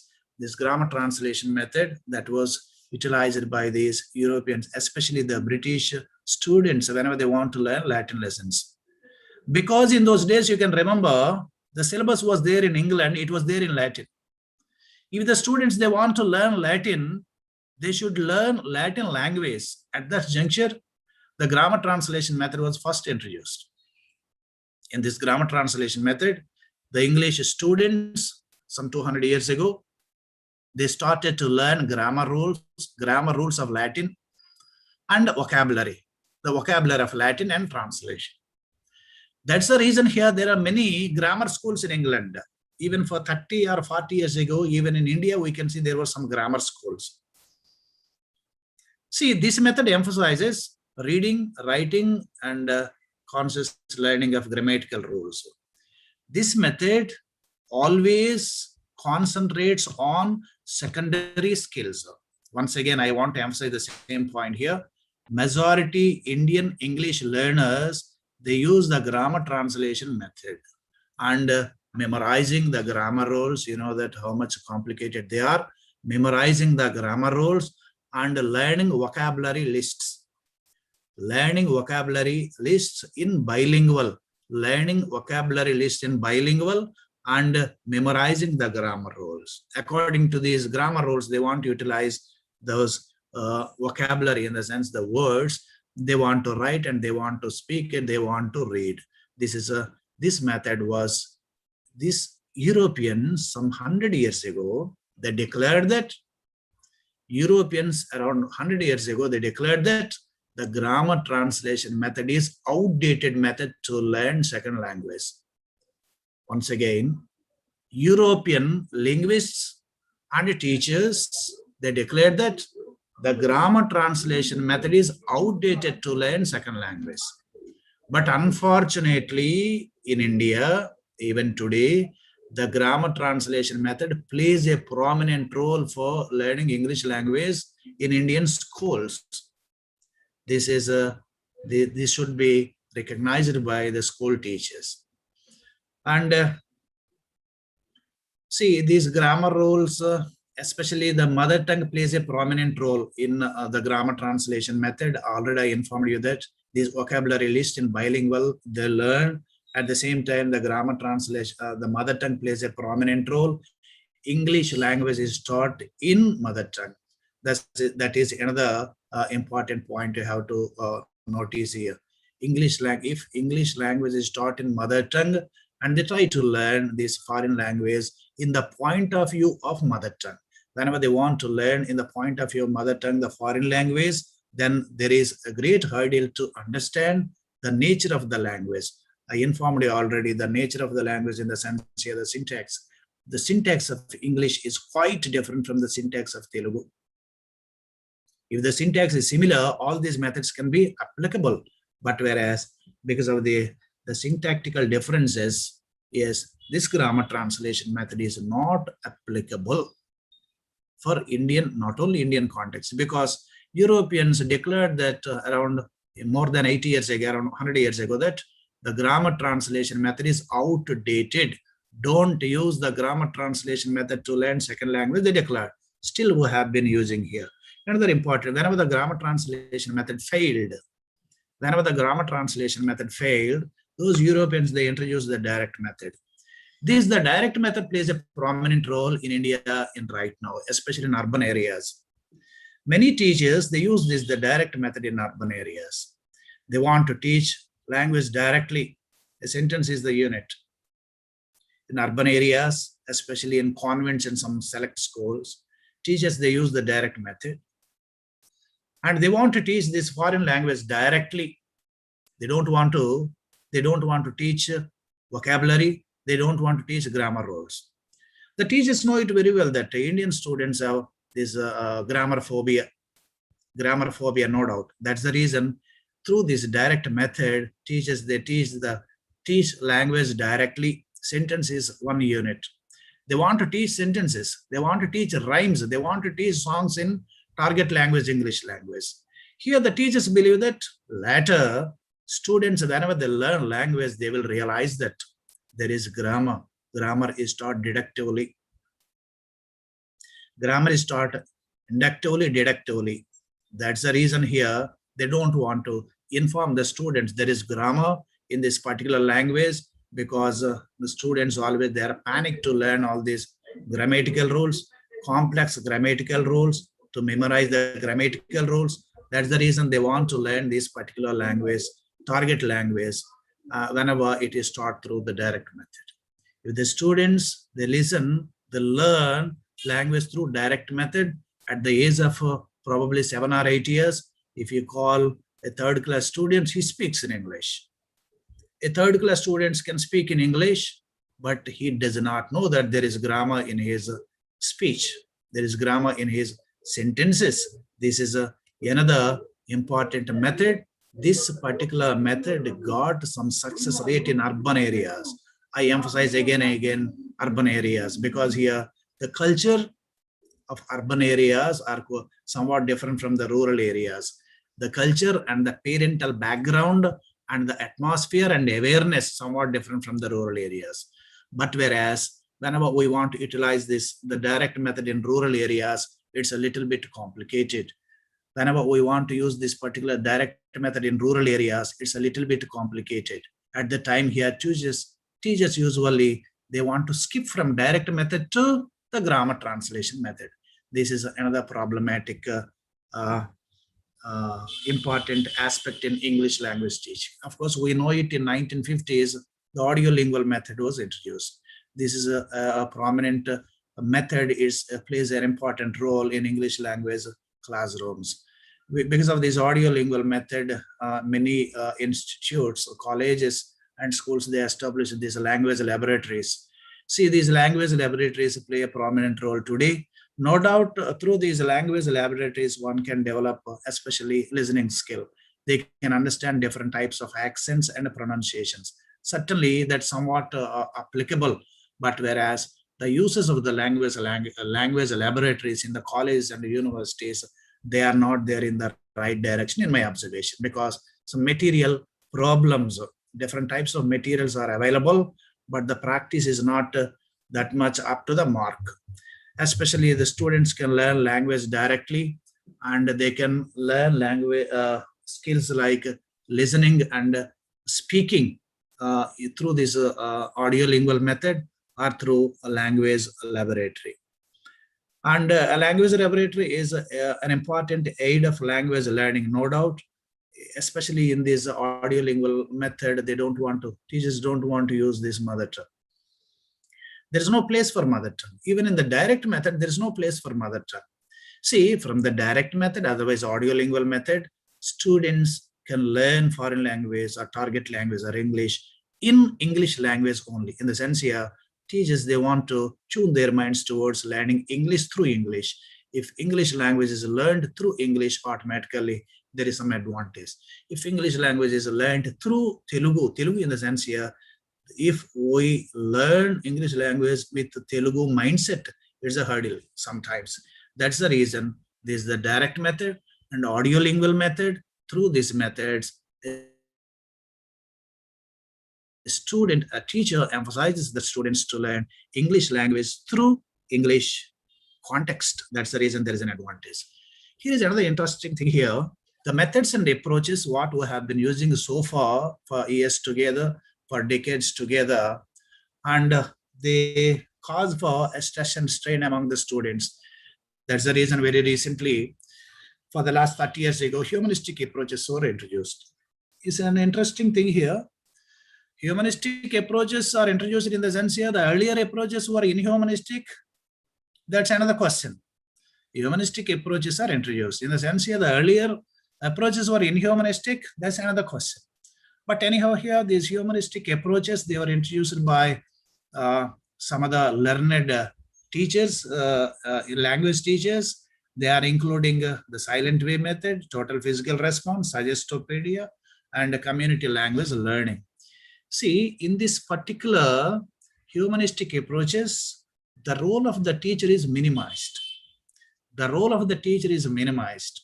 Always these humanistic approaches, they give more priority for interaction. Then automatically students can lose their stress and strain what these humanistic approaches believe that. Moreover to that, these humanistic approaches, they were introduced by not only linguists, even psychologists, and they introduced these particular humanistic approaches. Now let us see these humanistic approaches one by one. The silent way method. This is an interesting method that was introduced by Caleb Getagno, a linguist, as well as Caleb Getagno is a psychologist and psychiatrist. He introduced this particular silent way. Somewhat it's shocking when I read it first time. The teacher should be silent as much as possible in the classroom. That's the humanistic approaches. This is one of the humanistic approaches. The teacher should be silent as much as possible is the humanistic approach. In the sense here, if the teacher is not silent in the classroom, probably that's inhumanistic approaches, probably according to Caleb Getagno. In the sense here, the teacher should minimize his instructions, his teaching in the classroom. The students should be given opportunity to open their mouths in the classroom. To open their mouths in the sense here, involving in the classroom activities. What Benjamin Franklin said, involve me and I learn. If I teach in the class, if I tell in the classroom, students will forget. If I teach in the classroom, students may remember. And what Benjamin Franklin said, if the students involved in the classroom, they can learn. That's the reason here, the silent way method emphasizes that the teacher should be silent in the classroom as much as possible. Then students can learn better. One of the humanistic approaches, what Caleb Getagno, he believes strongly in that. A student is a facilitator. A student is the monitor. The student automatically involve, can learn in these activities. That's very, very interesting method or approach that was introduced by Caleb Getagno. This is a popular method in language teaching, especially in European context. Whenever we want to go for total physical response, this is applicable at primary level. If we teach the students new language, otherwise the target language, otherwise second language, through dramatic approach, in the sense here, very simple, this is important at a very primary level. If you ask the students stand up in the classroom, they don't stand up because they don't know what is stand up. If you ask the students in the classroom stand up, they don't stand up because they don't know what is stand up. Then the teacher should stand up. The teacher should stood up. The teacher should demonstrate dramatically. Then the students can learn that, oh, this is called stand up. They stood up. And the teacher says that open your books. The students don't open because they don't know what is the meaning of that particular open your books. Then the teacher can open the book. The teacher opens the book. Then students can learn this is called opening the book. Oh, they can open the book and they can learn one more sentence. Yes. And through this total physical response, through the response, the physical response of the students, Language can be acquired, language can be learned. What this particular, it was introduced by James Ussher, an American professor of psychology. He believes that as we learnt our mother tongue, naturally, as we learnt our mother tongue directly, with the same idea, why shouldn't we learn? Why shouldn't we learn this second language? You know, it whenever we were learning our mother tongue, actually we don't know this is water. We don't know this is water. Because mother says many a time this is water. Father says many a time this is water. And the parent says many a time this is water. And the child can recognize a sound, oh, this should be called water. Whenever occasion demands the child, I need water, the child says that. That's purely imitation. This is purely acquisition. This is possible through total physical response. What James Ussher, a professor of psychology from American University, he believes in this total physical response. And suggestopedia, learning a language through suggestions. Learning a language through suggestions. At the same time here, what George Lozanov in 1975, a Bulgarian psychologist and educator, he believes that, he proposed that suggestopedia is the combination of Soviet psychology and Indian yoga he introduced. At the same time, this is also a dramatic way of learning. What George Lozanov said, even the arrangement, the decoration of the classroom also plays a prominent role in language learning. The arrangement of the chairs, the arrangement of the furniture, classroom decoration plays a prominent role in language learning, what he believes that. He also said that if it is needed, it's needed, we can introduce the background music at the time of learning language, what George Lozanov, he believes that. Thereafter, we can see another important community language learning by Charles Curran, a professor of psychology, Loyola University, Chicago. He also introduced, it is also very popular, and community language learning in the sense here, sharing the ideas among the students. They sit together, they cooperate with each other under the guidance of a teacher. It also one of the humanistic approaches. These humanistic approaches nowadays, they play a prominent role in language classrooms. And I request the students, I request the teachers here, sometimes we have a doubt, which is the right approach and right method. See, there is no one right approach, one right method. A teacher is the judge. A teacher is the judge here, that he can follow one method or combination of methods.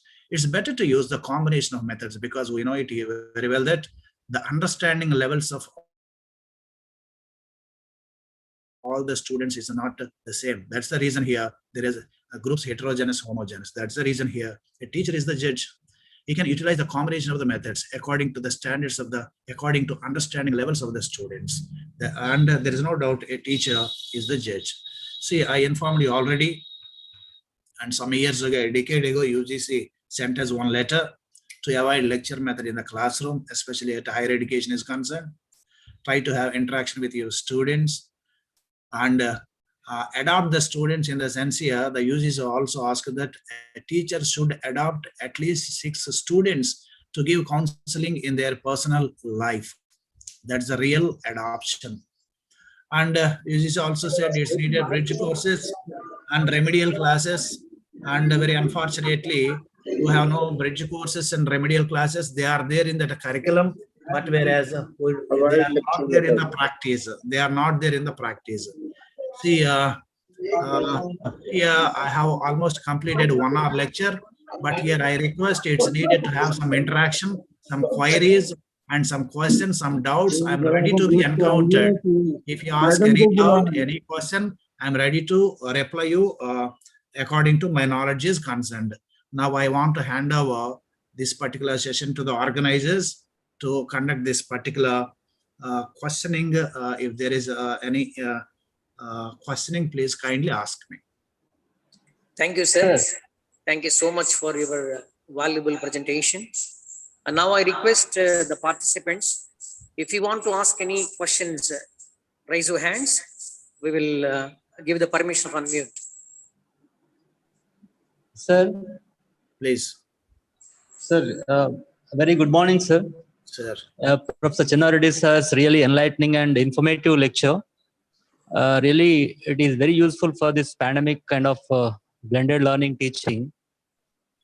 And as you said that, okay, this completely is student-centric classrooms are very good. When the students are really speak well English, and most of the rural areas, if we take even engineering colleges or anywhere in the universities also, Yes. but the course maybe English medium, Yes. maybe up to 10th class or whatever it is. When they come to the professional colleges, they are unable to command, yes, and they are unable to speak. Even we inculcate them, we encourage them most of the times. Only few people, 10% out of 100, 10 students are able to come confidence with the confidence. Okay. So how should we build up confidence among the students? They know language but unable to come forward. Exactly, sir. You asked the right question here. Sir. See, especially Indian students, they have a lot of shyness to speak in English. They have a lot of shyness to speak in English. As you have said, they know how to speak in English, but they have a lot of shyness. Here, they have shyness because here, if I speak in English, if I commit a mistake, the others laugh at me. This is the basic reason. If I speak in English, the others, if I commit a mistake, the others, they may laugh at me. This is the major reason, one of the reasons here. At the time, we can ask them a question here. Dear students, can you speak correctly in Telugu language? We can ask them. And some of them, they hesitate. They are there in doubt. Can we speak Telugu language correctly or not? Then we can ask him another question here. Annam Tinnara. We can ask him another question. Annam Tinnara. Yes. Is it right Telugu? Is it right Telugu? They believe that this is the right Telugu. In fact, Annam Tinnara is not right Telugu. Annam is a Sanskrit word. Annam is the Sanskrit word. Annam Tinnara is not right Telugu. Bhova Tinnara is the right Telugu. At the time, they can realize that they have no any license to speak with mistakes in Telugu language. That's the reason here we can motivate them. Even a professor from Oxford University, even a professor department of English from Oxford University can't speak 100% correct English. Yes, that's the reason we can motivate them, we can ask them, and we have to motivate through such motivations. Then we should encourage them to speak in English and try to have some English speaking clubs, sir, in your college, in your university. Try to encourage them English speaking clubs. Even in Kendriya Vidyalaya, we know it very well that all the Mondays are English speaking days. If any student speaks other than English, they have to pay fine for 100 rupees. See, they want to create, that school wants to create English speaking atmosphere. And through our motivation and having such measures, then automatically we can draw their attention towards speaking English. This is my observation, Dr. Srinivas. Sir, very good, sir. Thank you so much, sir. Really very useful and informative your lecture. Thank you so much for this presentation, sir. Thank you, sir. Mr. Kishore, any other? Yeah, next question.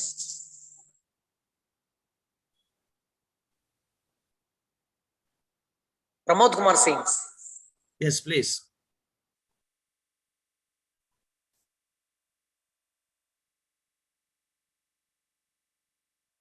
Mr. Pramod Kumar.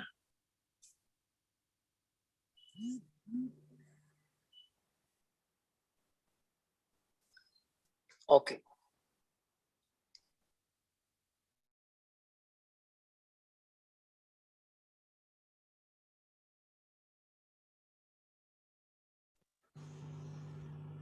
Any more questions?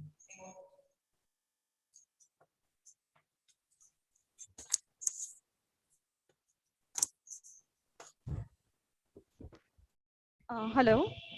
Yes, madam, please. Oh, yeah. Am I audible, sir? Yes, you are quite audible, madam. Yeah, you are quite audible. You are quite audible. Thank you so much, sir, for your such an inspiring session. So myself is a teacher in a rural West Bengal. So, sir, the problem is that my students are they're extremely they're not even exposed to English language, and they're like they always feel that elite stigma that is associated with the language. So they always think that English is the language for the elite class. Okay, and that's why they're not even motivated to read English or to study English. So no matter what I do for them, my classes, like they always lack of that energy, enthusiasm to read English. So my question to you is like, how to motivate my students to read English? Thank you, sir. Madam, here, basically, we have to teach them vocabulary and sentences. See, as already we discussed that the total physical response, otherwise some other humanistic approaches, try to teach them sentences directly, at least one sentence in 2 days or 3 days. They should be very, very functional English, and we have to teach them functional grammar. We should make them to speak in the classroom. If it is necessary, we can go for drillings. Then automatically they can show somewhat interest. If they are if they are able to learn one sentence in a week, then in the next week automatically they pay somewhat attention. But here our teaching should be, in the sense here, vocabulary and sentence should be very functional. Then automatically they can pay some attention. There is a chance. It's always needed a motivation by the teacher. As you have said, madam, in rural areas, even I came from rural area, even today there are many problems. Even I have such experience. But here the teacher is the judge. The teacher is the teacher. Always he has to motivate the students, and the teacher should make them to speak in English. That is the sole responsibility of the teacher, to have motivation, teach them vocabulary, active vocabulary, functional vocabulary, and sentences. Automatically they can be motivated. This is my observation, madam. Thank you so much. Thank you so much for your kind suggestion, and thank you so much for this enriching session.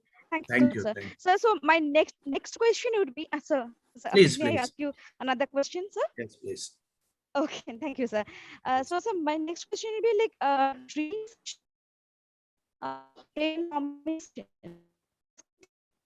Madam, there is something signal problem, I think so that. Please post your question to Mr. Kishore, madam. Please Okay. post. Yeah, there is some signal problem, I think so that. Certainly, sir. Okay, sir. Yeah. Okay. Yes, Sir. please. Anyone, Mr. Kishore? Here, Dr. K. Rajalakshmi is seen on the screen.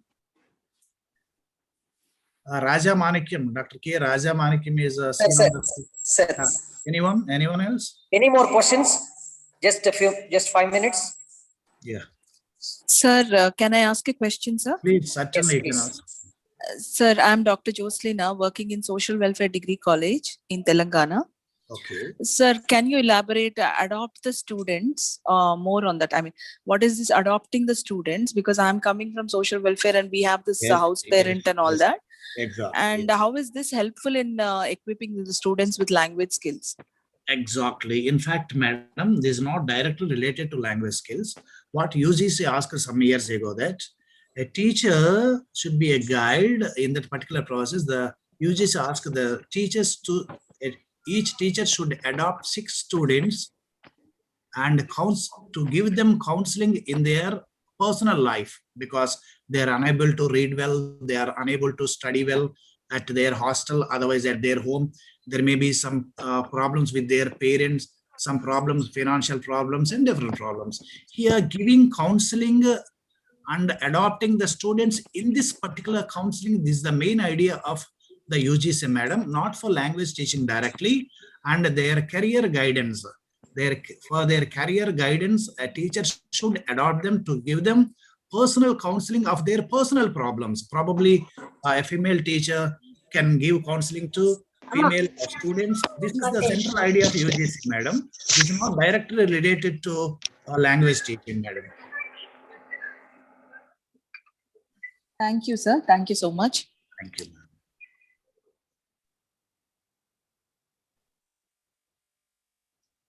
At the same time, I emphasize this particular point, the meaning of the universal teacher.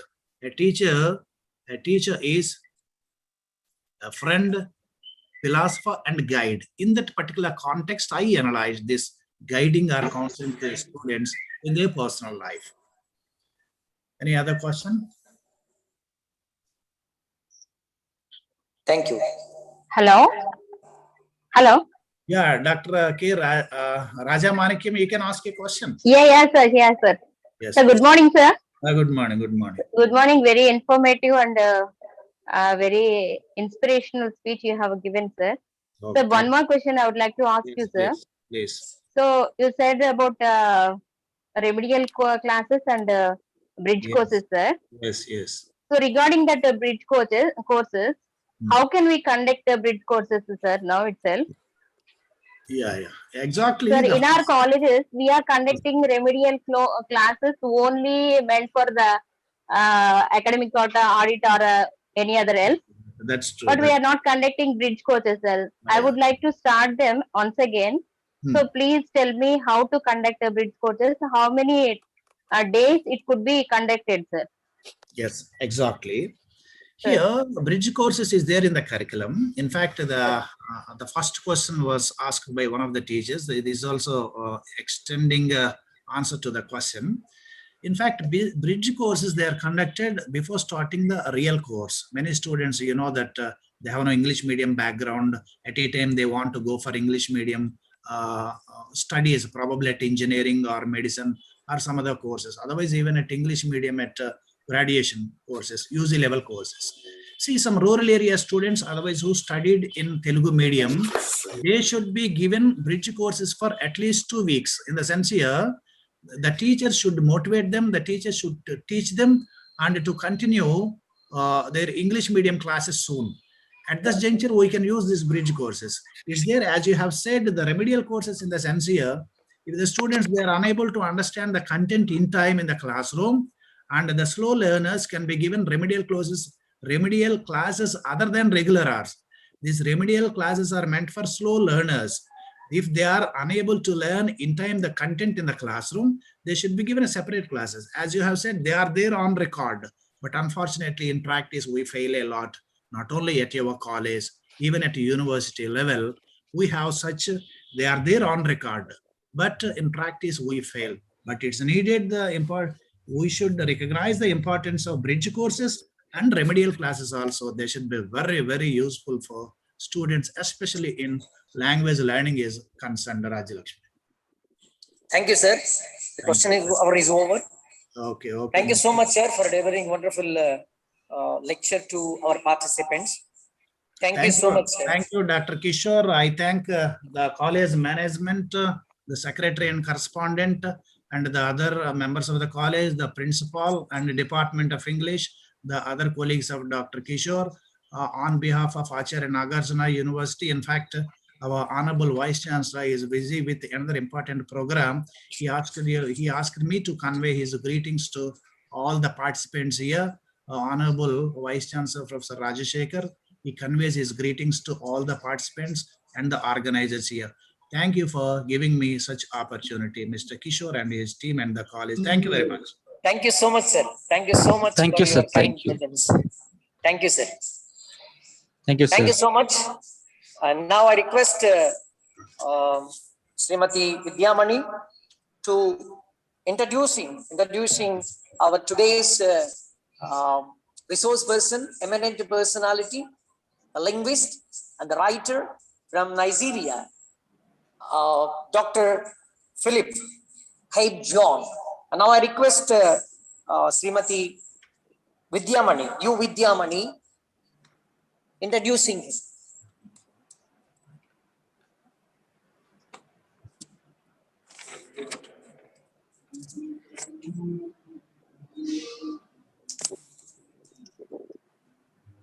Good morning to one and all. Morning. This is Vidyamani. Felt very happy to introducing about Dr. Philip Hype John. He's a qualified language teacher, skilled in pedagogy and language education, registered with the Teachers Registration Council of Nigeria, offering English proficiency, promoting mother tongue education with special publication supporting skills in Nigerian languages.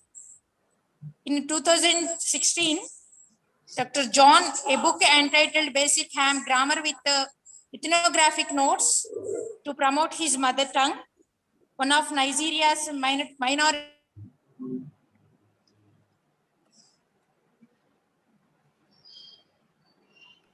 Encouraging a multilingual approach of instruction in Nigeria, His other publications include 2 book chapters, 2 articles in first-rate journals, 2 monographs with 14 conference papers.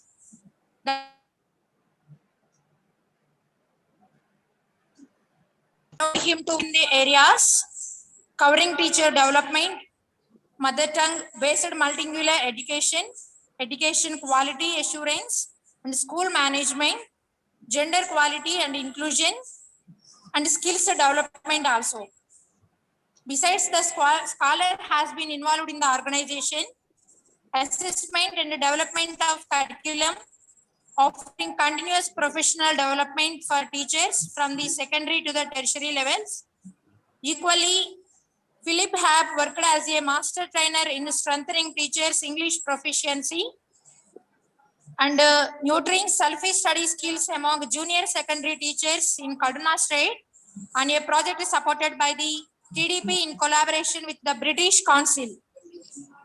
Accordingly, his devotion has been the facilitation of CPD and the orientation of student teachers preparing for teaching careers, besides monitoring their teaching practice.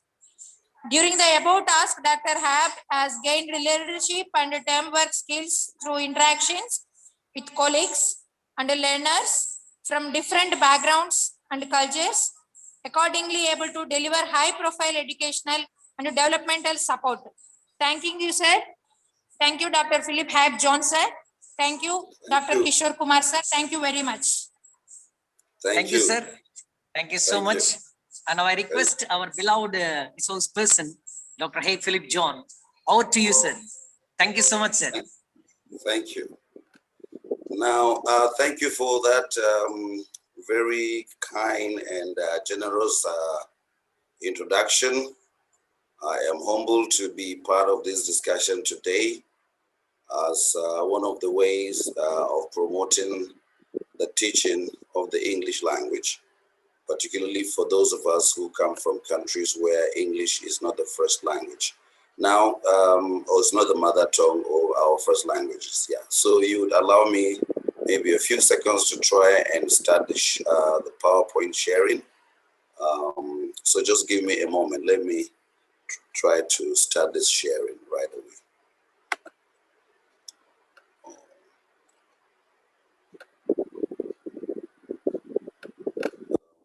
Technicalities. Okay. So. Yes, sir. Is it visible, sir? Yes. Yeah, it's visible now. Okay, thank you. Thank you so much. All right. Now, as you can see, I am here to speak about on the topic instructional strategies for English language teaching. There is no way to exhaust all the strategies in a 1-hour talk. There are several strategies, but I will try to introduce us to a few that I feel are very important and very useful, particularly for beginners or teachers. So now the outline of this presentation, I'm going to give an overview of ELT, and then I will give a definition of terms, the terms that are going to be utilized in the presentation, and then talk about ELT, try to give a definition of what it is, and then what is instructional. The word instructional, what does it mean, particularly in this context? Then the word strategies, what is a strategy and what are strategies? And then the word teaching as it applies to our daily work. And then I will now speak about these instructional strategies that I've outlined, and then with examples, and then there will be summary and conclusion.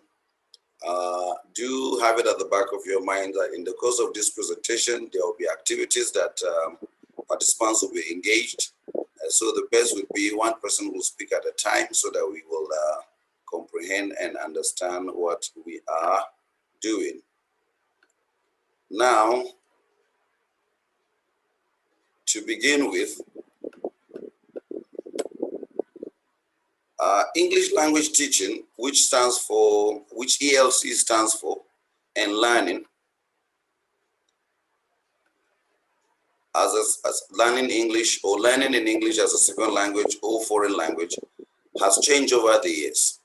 One of the things to notice is that in the past, a huge amount of what was used, or maybe approach that was used in teaching and learning, was more or less memorization and repetition of English language structures. And these have was the overriding teaching approach. But research has shown and experience over the years that such an approach does not yield the desired outcome.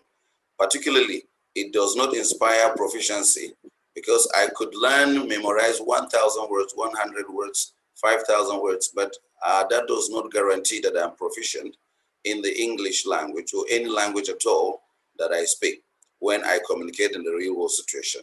Therefore, ELT instructors must move away from rote teaching, that is memorization, to aid learners to practice how to effectively utilize the English language in real world communicative context. Now, so this is the overview, and if you like, this is what I believe should be our learning objective. Now, definition of terms. We have the word ELT. What does it stand for? By way of memorizing or maybe refreshing our minds, when we say ELT, we're referring to English language teaching. Now, English language teaching, what does English language teaching signify? The British Council on its website defines ELT as, quote, the activity and industry of teaching English to non-native speakers. That could be found on the website link that is there next to the slides, which I believe I will provide to the organizers after the presentation. The English language, English language teaching, in other words, is the instruction of English to speakers of other languages. So now most of us on this platform actually speak another language other than English as our first language, and therefore we are best suited or appropriate people, or the right people to attend this this webinar this morning.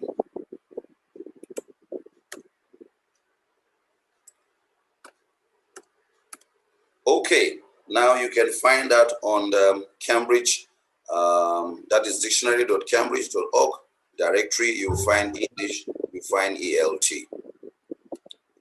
Now we continue with definition of terms. What about the word instruction? We say instructional strategies. An instruction is to give an order or guidance about something, about how something should be done. So teachers are instructors. They instruct learners and at the same time guide them. We don't just instruct, we guide. Now we will come to talk about what is the difference between order and guide. Once you give an order and you do not guide people, the chances that they are going to be able to deliver or to understand at the beginning what you are doing might be very difficult. So it is required that teachers do not just give orders to say do this, but teachers must also lead. So whatever the teacher says, the teacher should be able to do it so that the learner would learn as they follow.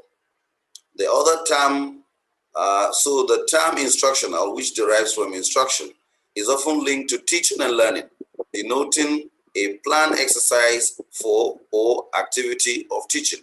So instructional doesn't come, the instructional aspect in this case doesn't come by error or doesn't come by chance. It is not something that happens haphazard. It has to be planned, deliberately planned by the teacher to ensure that learning activity takes place. Now, how about a strategy? A strategy, on the other hand, refers to a plan of action. So apart from planning exercise, you plan an action which is aimed at achieving a long-term goal. So this is why the topic is instructional strategies. Our goal is a long-term goal affecting learners of the English language who are non-native speakers. Now, in the management science, a strategy integrates activities. There should be a comma here, utilizes and allocates the limited resources or allocates limited resources to achieving an objective. Now, if you integrate activities, you utilize these activities, and then you allocate them within the limited opportunity that you have, aim at achieving a goal, we can say that you are using a strategy. For the military, strategy would refer to their plan or tactics, which is not to be disclosed for the purpose of carrying out maybe a defense or an attack against an insurgent. So in our case as teachers, a strategy is not like that of the military, but it is not, because it is not secretive. Rather, it is something that we should have at the back of our minds, so that it supports or aids us towards achieving our objective. Now, the other term that is used in this that appears in the title is teaching. Teaching is understood as a way of engaging learners to aid their understanding and to apply knowledge, concepts, and practices. So whenever you engage learners, either by asking them to perform a task, asking them to carry out a field, maybe leading them to field work, for field work, whatever you do in the classroom or outside the classroom, if it is aimed at helping the learner to increase their level of understanding and at the end apply this knowledge in daily life, we will say that you are teaching. So teaching must not just be in the classroom. Teaching happens or occurs everywhere, at home, in the street, in our day-to-day life with others. We learn new concepts, and when we learn these new concepts and when we apply them, and when we apply them, they become part of our lives. So to teach is to involve learners in the entire learning process. As a result, teaching entails getting the learners involved actively in knowledge creation. There's going to be in knowledge creation here. Now, one of the challenges that I would highlight, as we will see soon, is that teaching, most teachers tend to talk to themselves, and the learners are hardly ever involved, and that you are not able to measure, to establish whether learning has actually taken place. So we are moving from teacher-centered teaching approach now to a learner-centered approach, so that these learners will remember what they do. Once they remember what they do or the actions they were involved in, they would, this knowledge becomes indelible in their minds. But if everything is just guesswork, the chances are that these learners might even forget. Yes, so the suggestion is that ELT teachers guide, so they instruct, they plan, they strategize, and they do this to support learners to understand, and then for learners to be able to apply this knowledge or concepts or practices as it applies in the use of the English language. Yes, now one of the things I need to note here is that as a learner of the English language, when I was in the primary school, I could read words, I could say out words, I even understood words in English. When they say come, I knew what the person wanted me to do. But English was not because English was not the language I used at home. It was not the language I used with my parents in the farm. It was not the language I even spoke with my friends after classes. So even in class, I would speak in my language. I only speak the English language when the teacher is around and asks me to define a concept. Apart from that, I could not put the English language into practice.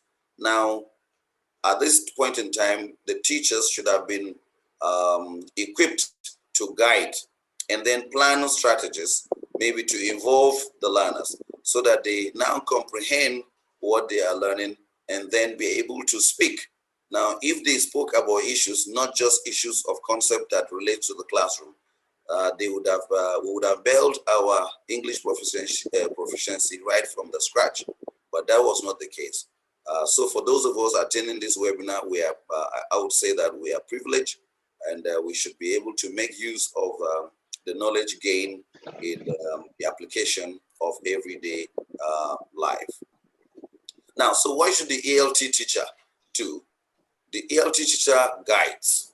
So he instructs, Now, once you guide and instruct, once you guide people, you lead them to not just follow you to the end of what the exercise, but you guide them so that they could walk on their own. So if somebody is passing by your house and then does not know the name of the street, or maybe it's not written anywhere, and stops by to say, hello, what is the name of this street, or where is number 50, number 1? If you guide them, you might not necessarily take them to where they are going, but as you guide them, they will be able to find their way by pointing to say, okay, move straight forward, and then you turn right after maybe a red building. You will see a shop by the left, and there will be number 50. Now, that is how a guide, actually, that is what a guide does.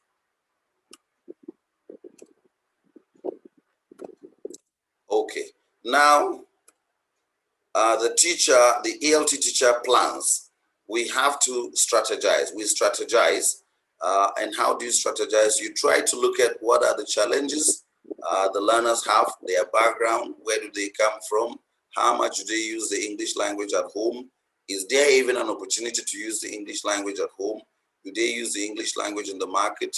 And then once you understand this background of the learners, you strategize how to engage them so that they get out of their comfort zone to begin to learn the new concepts or to learn these new words or new vocabularies and their application in the English language.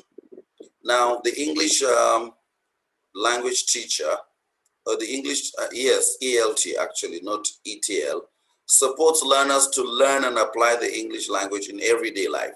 Now, as the example I gave at the beginning, or just shortly, I told you that one of the challenges of learning the English language for speakers of other languages is that the learning just takes place in class, and then there is no application in the classroom in most cases, and there is no application outside the classroom.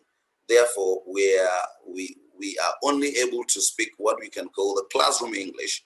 So if you say, give me a book, an average learner in your class would be able to pick up a book and bring it to you. But then why not ask the learner, what do you use the book for?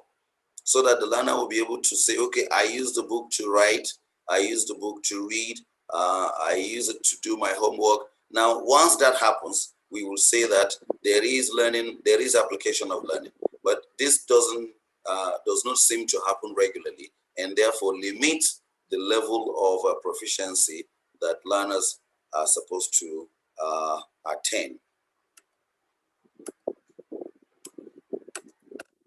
There are some issues with the key. Okay, now we are going to do an activity so that I wouldn't be just the teacher who says do this and do not lead in what we do. Now, what is the activity? I'm going to ask the participants to list 3 challenges associated with English language teaching in their region, and then I'll ask 2 people to recommend 2 solutions to the problem identified. So I don't know how the admin is going to do this. Maybe whosoever says I first will give them the opportunity to give us at least 1 challenge that is associated with English language teaching in their region. After we now take the second, we now take the third, then we will try to get at least 2 recommended solutions to the problem that has been identified. So now the floor is open. If you can raise your hand, the admin will recognize you, and then you unmute yourself and give us the first challenge. So we start.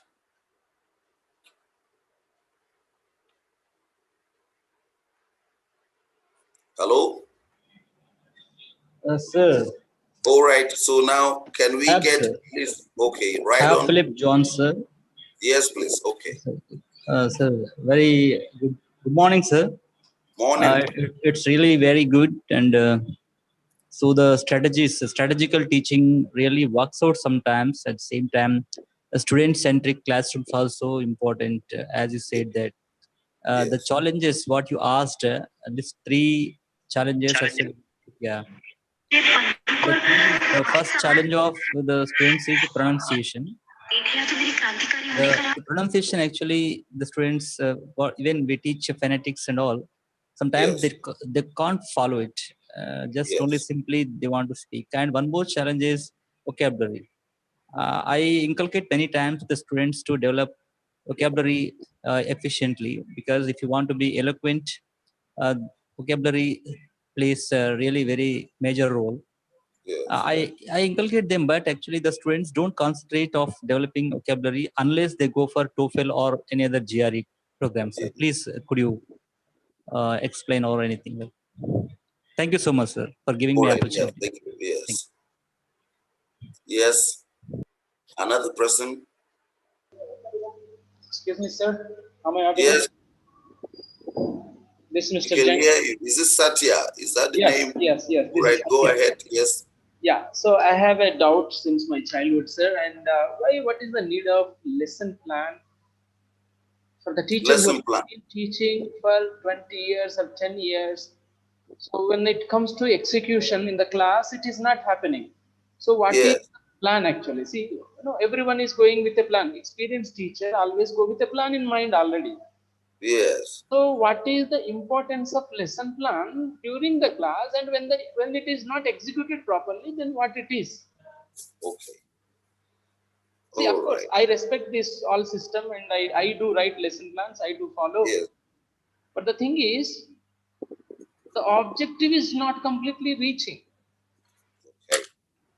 Chris, could you just tell me the importance of lesson plan? I read many books, I did research scholars notes also. I attended many conferences on this same, like you professors and very intellectual personalities I spoke. Yes. But I could not get clarity. Can't we go to the class without a lesson plan? All right. That's a good question. Okay. Because Can we get we've been teaching. So my question Yes. here is, this is the basic concept for this question. Plato and Aristotle and great scholarly people who have been, who were called great scholars, and which lesson plan they might have followed and where did they write? I want even proofs for that also, sir. Please, over to you. Thank you very much. Yes. Thank you. Another person. Sir, Okay. I have a question. Yes. Question. Okay. Sir, very good afternoon. Good morning to you, sir. My question is we have English book for in many classes. Like, I want to know, there are many chapters which is outdated right now because that chapters or that things are not very regular, or that is not in and that is not used in actually, and student are not getting any benefited from there. So my question is this: can't we remove that? I mean, we can update our textbook so that students get interest towards their lessons, and they have some interest towards learning English. Because I'm very agree with the first speaker, Reddy sir. I feel he says whenever we taught anything in the English class, even teacher, even the timing is not allowing us to focus on all the four skills. So my question is this: if there is outdated things are there in the textbooks, can't we update, and can't we can't we reconstruct a new textbook for the children to maintain their interest towards English? Because nowadays just people, I mean student as well as teacher, are just completing their task according to the time demand, because we have to rush to complete our syllabus. Yes. Thank you very much for this. I think because of the robust discussion, I would quickly try to respond to these issues that have been raised, and then we try to see, and maybe if I respond and then we see this is recommendation, agreed, then we can further so that we beat at the time. Now, the first person talked about phonology can follow. That is when you teach learners, because they speak another language which has different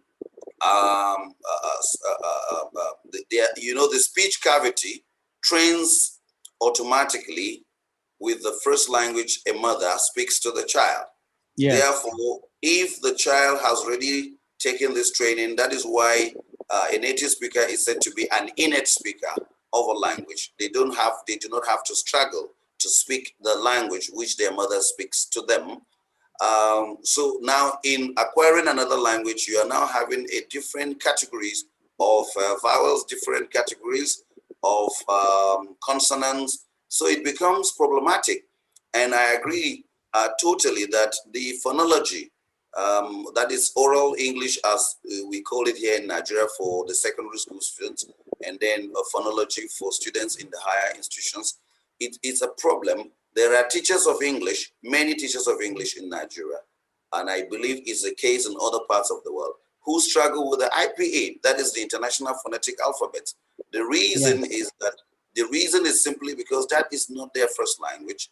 And then in the teaching and learning, and I'll use myself as an example, some of the teachers tend to just tell the learners that this is how this word is without proving how those words came to this, what they are. For instance, if you say we have vowels, you have to prove what is a vowel from a particular word. So you write a word on the board, and then you now transcribe this word into phonetic symbols, and then you are able to lead the learners to identify which of these symbols that you've written on the board that is a vowel, which of these symbols that is a consonant. Now, once you just lump it, the learners will think they are not able to differentiate between which is a consonant, which is a vowel, and it's a big problem. For me, I was lucky. I would say in the secondary school, I didn't have the IP. I didn't have the RP, the received pronunciation. I didn't. I was speaking English like every person in the street. Instead of say come, I say come. Because in this part of the world, we are looking at COME, it gives us come. Yeah. And mind you, we have our other languages that have been written. And then we tend to learn these languages first before we come to the English language. So the assumption even that the English language was equal to the languages we speak is also another problem. So what I did when I went to the university was that I spent more time in the library studying Daniel Jones's English Pronunciation Dictionary. And from there, I now discovered that yes, the English language, you know, is a very tricky language. The words are not articulated in the way they appear in the spellings. So come is supposed to be coming if we were going to go by the way it is written. However, when you take the phonology, the C becomes K, right? And then the O becomes A. And then the ME is collapse because the last vowel does not appear and becomes a M. Now, until we do this practically, and then the learners will understand, okay, if whenever you speak the language or you write and speak the English language, do not assume that the way a word is written is the way it will be articulated. So you have challenge starting with CHA, and then you have champagne starting with CHA.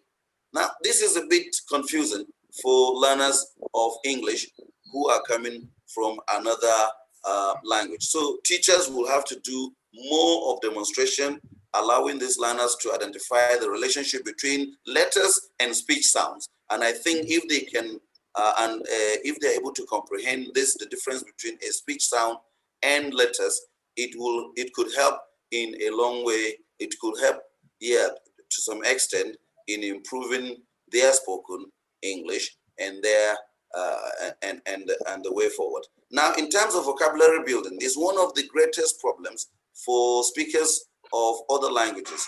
If you ask them to talk in their own languages, you might even ask the learners to sit down because they will speak. They'll start pa pa pa pa pa pa pa. But when it comes to English, the vocabularies are not there because the vocabularies in English are not directly equivalent to the native or to the language of the learners. Some of the words in English do not have equivalent in our languages. As it was said during the introduction, I actually veered into the study of mother tongue. I veered into mother tongue education in the north of Nigeria, where you have lots of minority languages that have not been or be understudied. And every day I get people call me to say, what is melody in our language? Now people think, so since there is a word melody in English, there must be a word melody in the language they speak. which is might not be the case. So Yeah. what we do, yes, so this is where these are some of the things or maybe issues or matters teachers must try, or English language teachers must try to underscore to the learners to understand that yes, the English language is a language like ours, but there is a difference because of geography. There's a difference because of its history of formation from our own languages. What we do is that we should appreciate the English language from our own worldview and then be able to speak it and not think that our languages were directly equivalent to the English language. Thank you, sir. Thank you so much. Now, the next point is, yes, the next point is lesson plan. Execution is problematic. Any teacher who says it is easy to implement a lesson plan is being economical with the truth. However, the question, what is the significance of lesson plan? It's something that teachers have talked about over the years. Simply, you go back to the slides where I've talked about at the beginning, I talked about teacher's guides. If a teacher guides, it means, and you know what the lesson plan, you can see guides and then plans. Now, another way to be plans and guides. The lesson plan is the guide, which tells the teacher the activities that he or she is going to engage in the classroom and the activities that the learners are going to engage as well in the course of learning. Now, once we do away with lesson plan, one of the challenges we're going to have is that we could even lose focus. Imagine I am giving this talk without these slides. I might jumble the conversation when I'm supposed to be talking about what the English language teacher should be doing. Maybe I'll be talking about what the learners should be doing. So the significance of lesson plan cannot be overemphasized. Unfortunately, it is true that sometimes we tend not to be able to implement it from A to Z as we have intended. However, one thing is clear for me. Once I prepare a lesson plan, I'm interested in the activities I will do. I'm interested in the activities learners will do. And then I am very clear about the learning objectives that I have stated at the beginning. And once I do the evaluation and I discover that learners have been able to comprehend, are able to demonstrate that learning has taken place, a lesson plan, whether you were able to follow it from A to Z or not, once learning has taken place, you can be confident to say that your lesson has achieved its aim. You remember, the plan is to help us to achieve a goal, and the goal is that learning that would have taken place in the minds and in cognitive and also psychomotor of the learners. So if you may, because of time, let me answer the last question and then we move. Books outdated. This is a very, very big problem. I think across countries where the English language is spoken as a second language. The British do not have the problems of outdated documents because they continue to update their documents. I wonder why most educational ministries in countries where English is spoken as a second language feel that the curriculum must remain the way it was. I think that is not a functional approach to teaching and learning. What I wrote here is that teaching and learning is ever changing. For that reason, therefore, the need to review the curriculum and the books that are utilized or instructional materials is very important. In fact, without the review, we'll end up in trouble. When we were studying, when we started school, most of the stories we were hearing was about London Bridge, was about things we didn't have even an idea about. You read poetry, they talked about daffodil. Now nobody has seen daffodil. So it became difficult for learners to comprehend what was being talked about in class. But if you are going to take this learning, instead of just learning about daffodils, you integrate the poems that have daffodils and then the poems that have local knowledge, or what we call indigenous knowledge. It helps the learners to understand, comprehend these ideas, and then from their own immediate environment's knowledge, they are able to now veer into the knowledge outside their environment. But if we continue to rely on outdated books, the teaching of the English language will become a bit too maybe we will lose the interest of the learners, as you rightly said, And once we lose their interest, teaching and learning might not take place. And that would be unfortunate. Now, I do not believe that I have more than 30 minutes left. So if you may, let me continue, and then we will come back to another session of discussion. Thank you. Now, what are these strategies? Because if you look at the title that I gave, one of the major issues I talked about was strategies. And I think we should go into these strategies quickly. I gave strategies, and I'm going to talk about these strategies and how they apply to the classroom.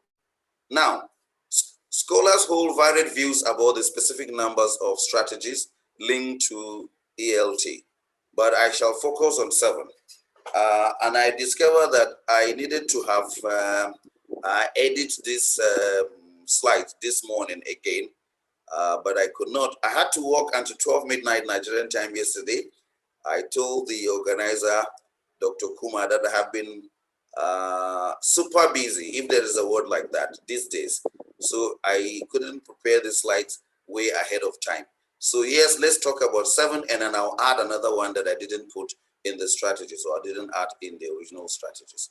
Now, one of the strategies which we should talk about based on what we've discussed with regards to phonology, with regards to vocabulary, lesson plan, and books, our outdated books, is that number 1 is visualization. Most learning does not include visualization, and therefore the learners are left to just imagine what they could actually have visualized and therefore internalized. For that reason, I recommend visualization, as like other scholars of ELT have recommended. I'll explain why. Now, in pedagogy, teaching entails that the teacher delivers seeming boring instructive theories. He should deliver them, he should bring them to life. That's what I wanted to say. Delivers them, lively, with visual and practical learning experiences. Now, visualization aids the learners to understand how the learning applies in the real world. Now, one of the examples I gave previously was to talk about how to teach phonology. Once you teach the phonology, do not just tell them. There is an echo somewhere. Okay. Do not just tell the learners to do this and do that.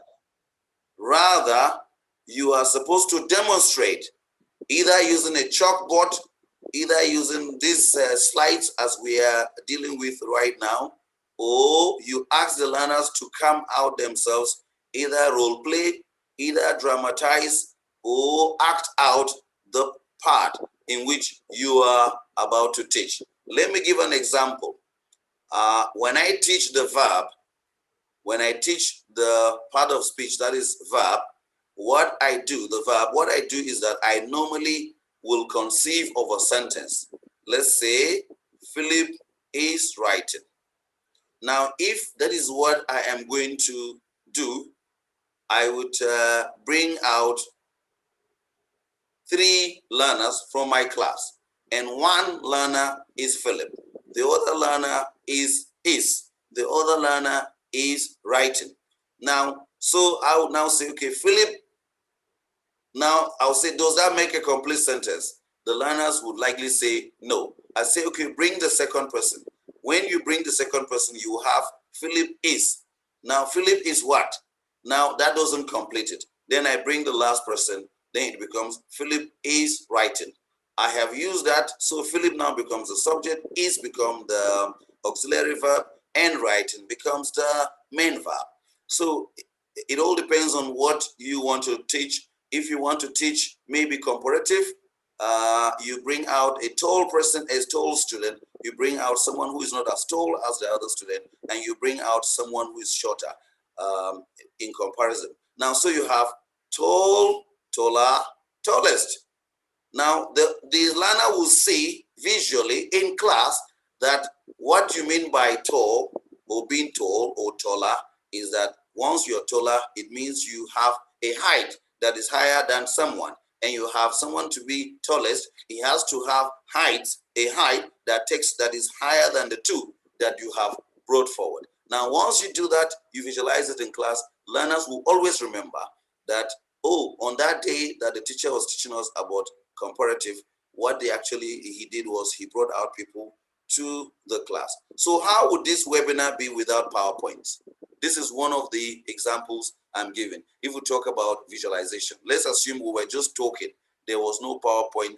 There's a likelihood we don't have video. It's just voices. People might even get, disinterested or maybe distracted.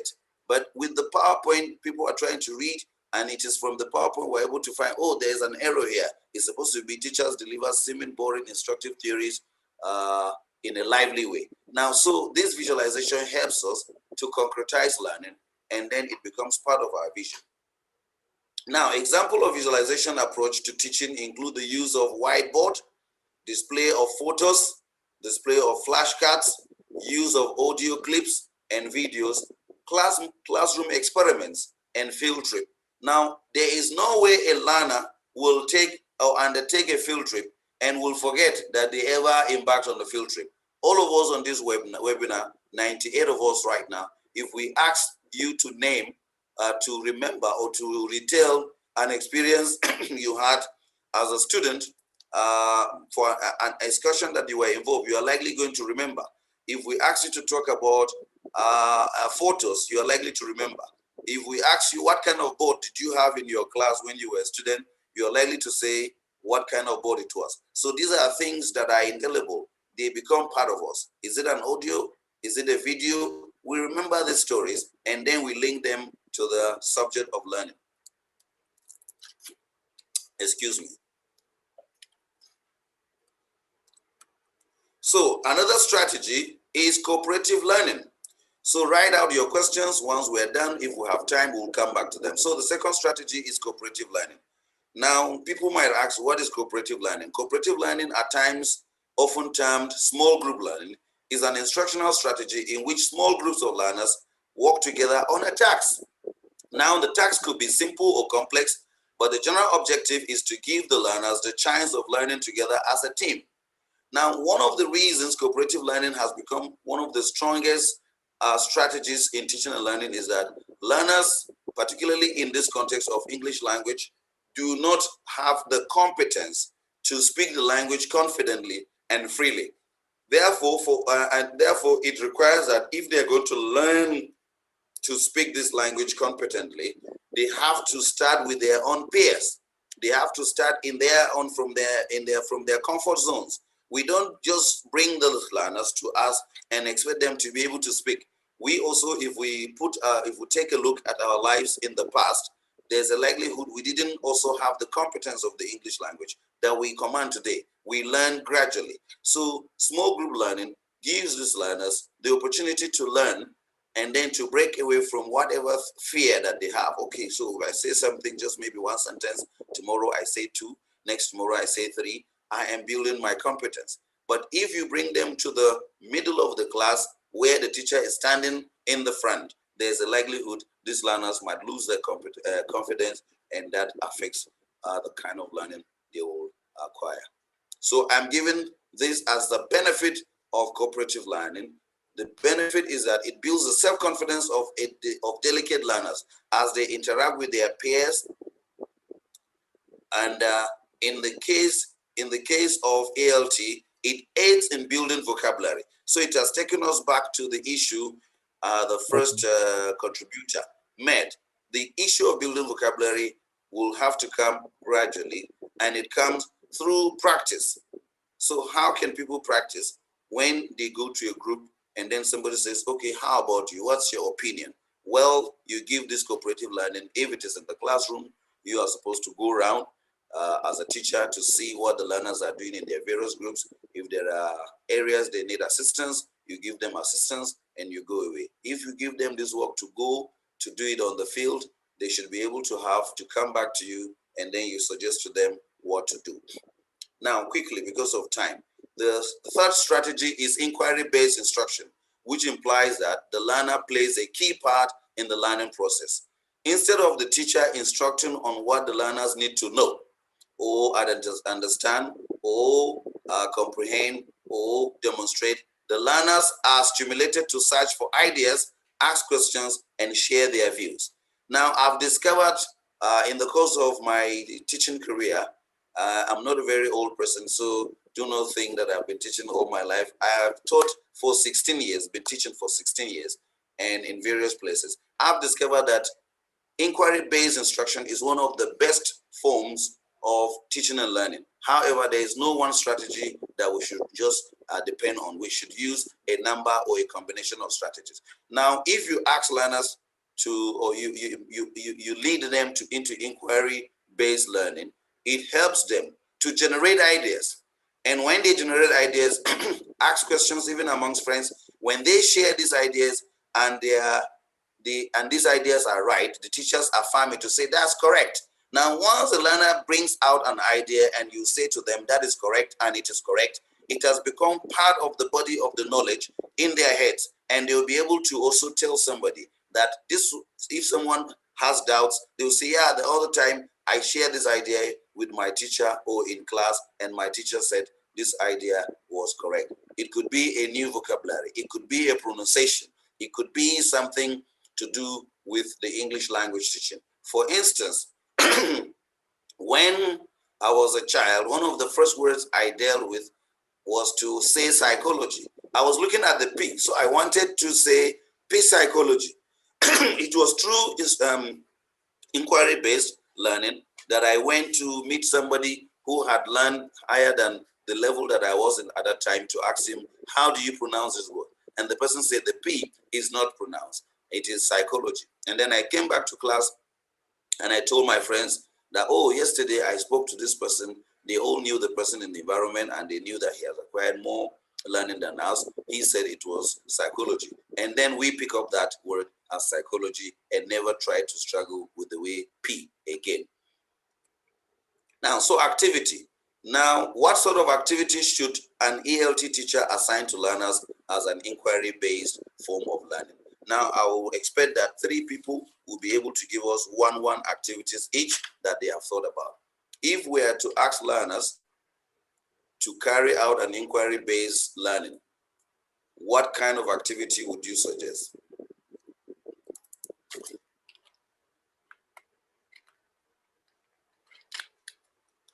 Since you are finding it difficult to come and then I'm running against time, let me give you those I've identified here. I suggest that learners should do a case study. So give them something, or maybe a story, or give them a title to go and find out, and then come back and share it in class.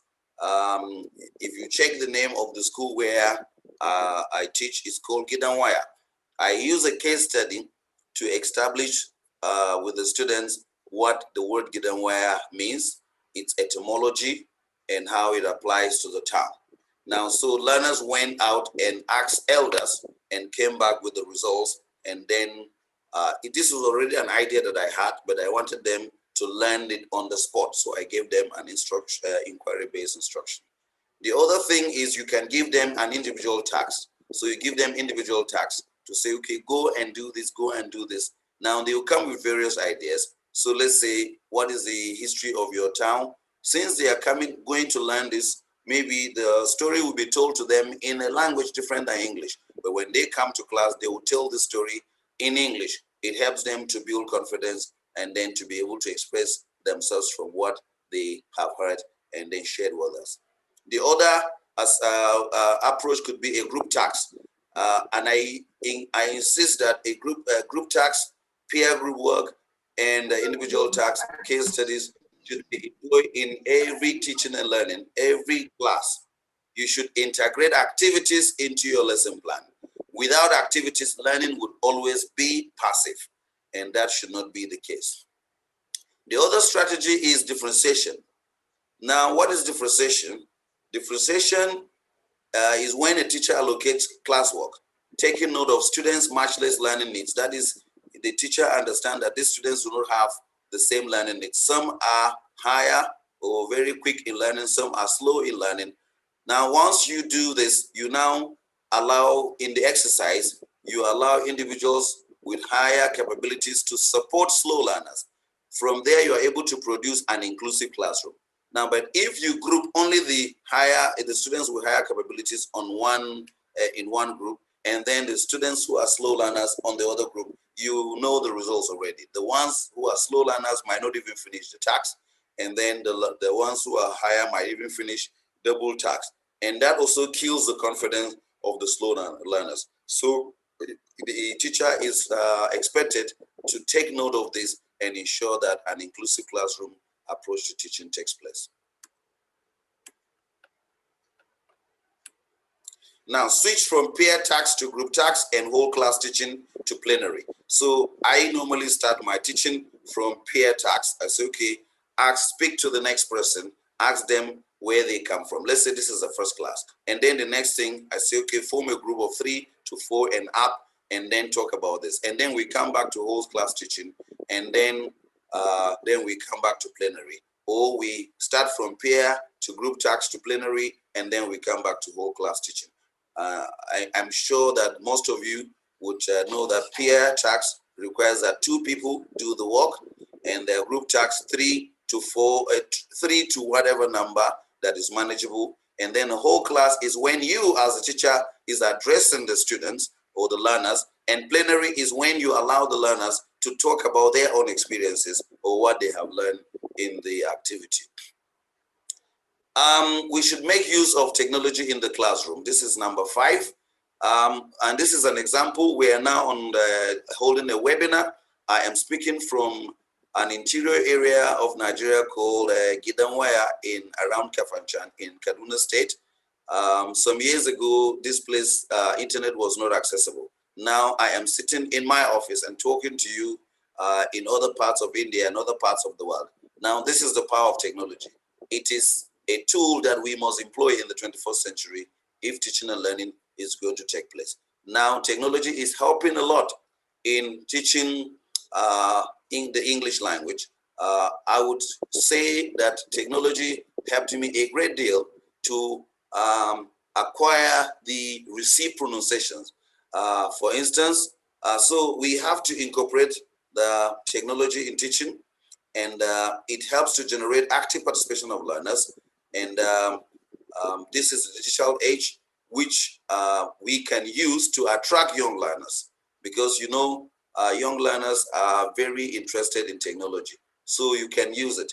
Some of our schools, I don't know for India and other parts of the world that you are joining us from, learners are not allowed to make use of their telephone in class. But for me, I allow learners to make use of their telephone in class, so long as the usage is related to what we are doing in class. So for instance, I say, check this word if you have internet, and then they check the word and they share it with the class, and then I build on what they have learned.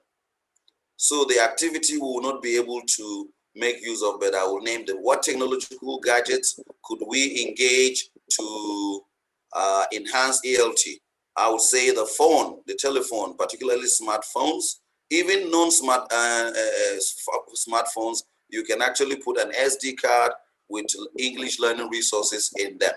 Now, if any learner who wants to learn how to pronounce any word today at all can actually check on the word on the internet, and then he or she will get how the word is pronounced. So that is one way. The television, you can encourage English learners to watch the BBC News. Maybe you just have a clip of 5 minutes, and then you can check how the learners have used the grammar, particularly if you have particular kinds of words that is bit difficult for the learners in your own location.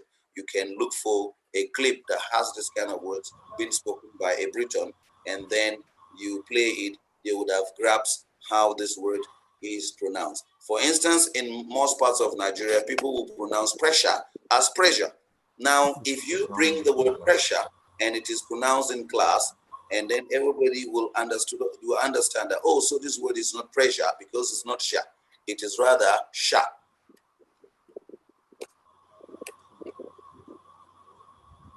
I need to wind up, and then the keys are refusing to work. Okay, I've given you an example here that we should integrate the use of books like you have here on the left side of the screen.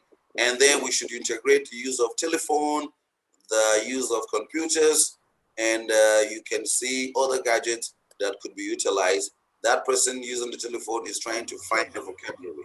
So this is an effective way of using or maybe using technology in the classroom. The other strategy, second to the last, is what I call behavior management. Behavior management by scholars of ELT refers to when teachers employ an effective behavior management, such a strategy becomes vital to gaining learners' interest. So we must respect them. We must offer a level playing ground for learners to reach their full potentials. Some teachers, I would say, are the reason why some learners do not want to or do not feel interested in learning the English language. When somebody makes, a learner makes an error in a sentence, instead of encouraging them, instead of approaching them in a lovely way to correct them, what we do is that we condemn them. And once you do that in class, it becomes a problem. So this is a strategy, but is actually part of the pedagogical tools that a teacher should have. Their approach to learners, particularly when they err, and also your approach to them when they do well. Okay, without a doubt, a loud, boisterous teaching space boisterous teaching space do not stimulate a fruitful learning. Thus, ELT teachers need to create an air of mutual respect through a blend of correction and reward. So when a learner makes a mistake, let's say they're supposed to write out a word and they miss out in the spelling, you should help them to give them the correct spelling and expect them to take it next time. And then when they do well, you're supposed to applaud them by encouraging them to say, yeah, this is correct, this is correct. It makes learners to build their confidence in English learning, and they continue.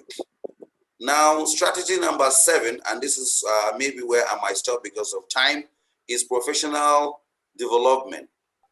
Now, professional development, this webinar is actually a professional development. One of the challenges that we found for teachers with regards to the challenge of teaching the world over is that teachers do not seem to have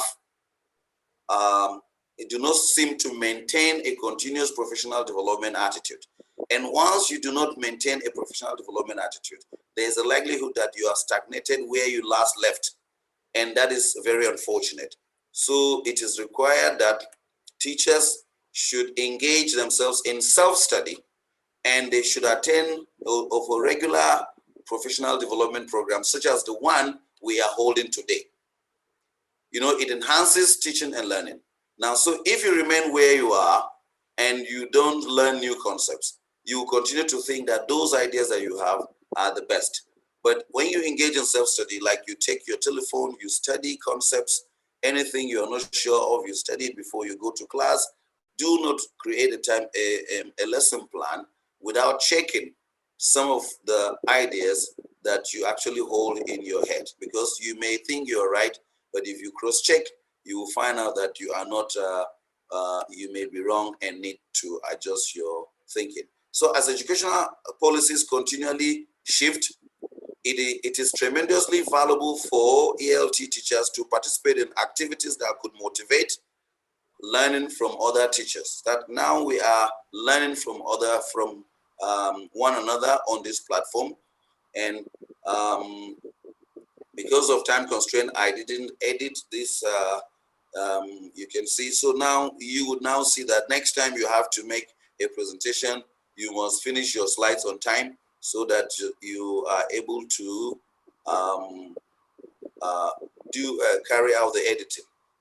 Professional development is one of the best ways to aid ELT instructors to share their success stories and then to talk about their frustrations with other teachers just like them for general improvement.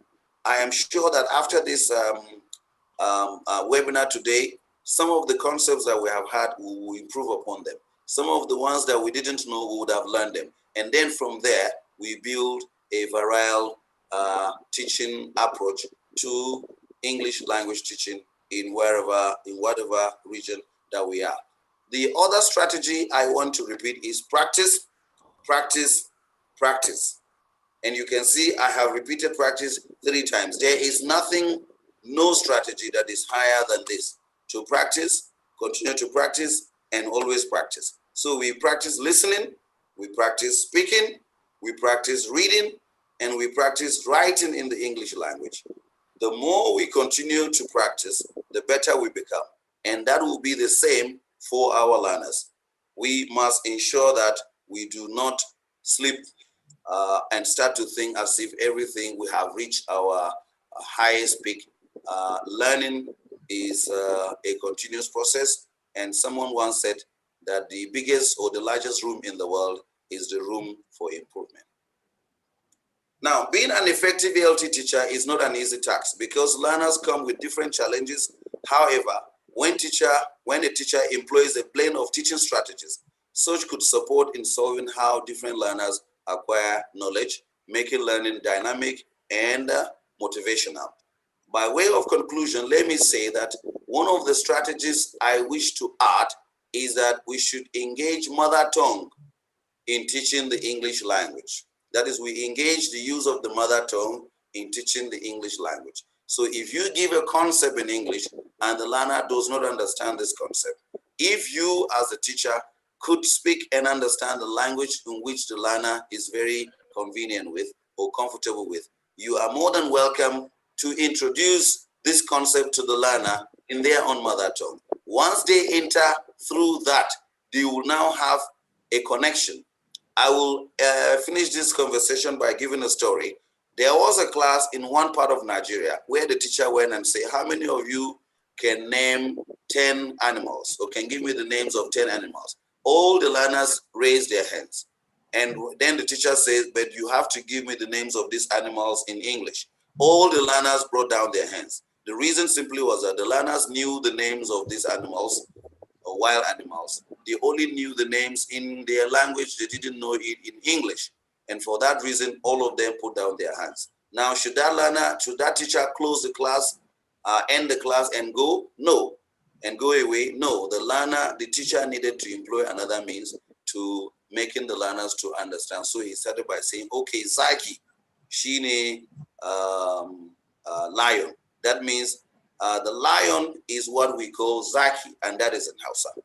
Now, apply the 7 strategies or 8, which I have shared with you today, and assess the strategies that you had utilized in the past to see if you have made the desired impact as an ELT instructor.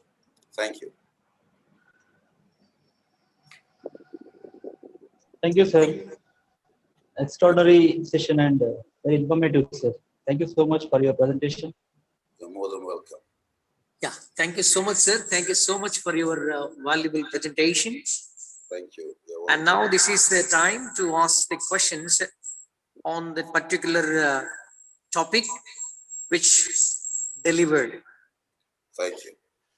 Anybody ask any questions to Dr. Philip? Raise your hand. Anyone? Dr. Phillips? Yes, Dr. please. Phillips? Yes, please. Sir, please, sir. Yeah. Sir, please. Thank you, sir. Dr. Suresh, sir. Yeah, you have given Thank you so much, sir. very Thank you so much wonderful for lecture, joining with us. Thank you, Yes. sir. But Yes. It's a great privilege, sir. It's a great privilege to us to join with you. Thank you. Sir, my simple question is, Thank you very much. in the classroom, Can we have there one are person at a different time? types and different categories of the students. Yes. Can we apply the same strategy for all the people together? Can you repeat what you said? I didn't get the first In a sentence. classroom, Sir, it's about in a classroom of 30 to 40 people, all the students do not belong to the same cadre or same intellectual level. At that time, shall we can adapt only one unique strategy for teaching them, or shall we have to divide them into groups? I would say that there is no strategy that is fixed or there is no strategy that is final. So I always try to employ the different strategies. Whichever strategy works in the context that I find myself is what I will do. So if you have learners who are not so good and you have learners that are so good, I will expect that we should do group work, we should do pair work, we should do whole class, and then we come to plenary. If these four, even if the learners is not able to learn, if he's not able to learn 3 of these 4, they might learn 2 in 2 of it, or they learn in 1 of it. So use a combination of strategies so that something will happen, learning will take place. Thank you, sir. Thank you.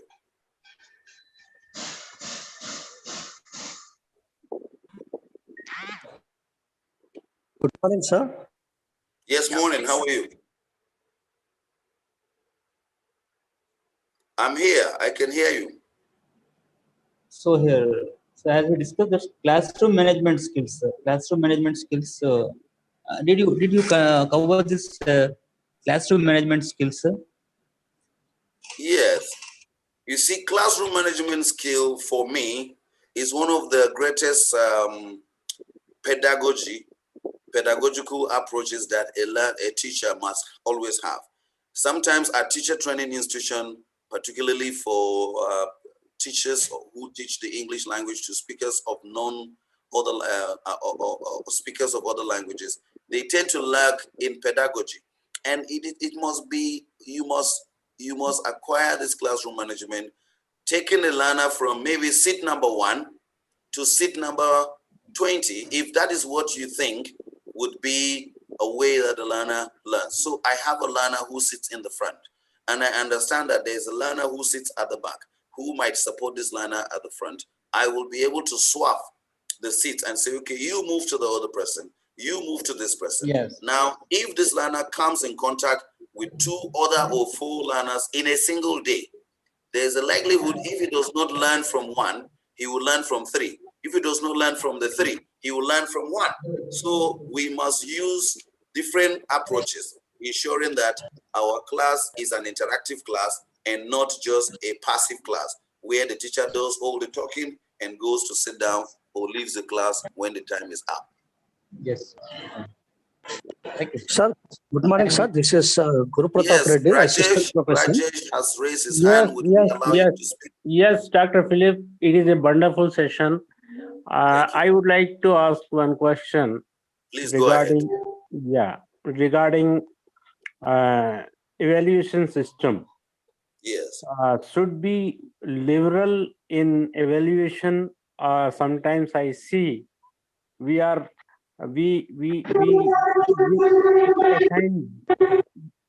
consider students of very few marks as passed. Yes. They are qualified for next exam, for next year, or for next semester, even if they don't get enough marks, 33% marks. So is it good for English language teaching for their improvement, or it should be a little bit tough? Okay. Yes. What I do believe is that in countries where in every subject, but for the English language, the fewer the learners in a class, the better.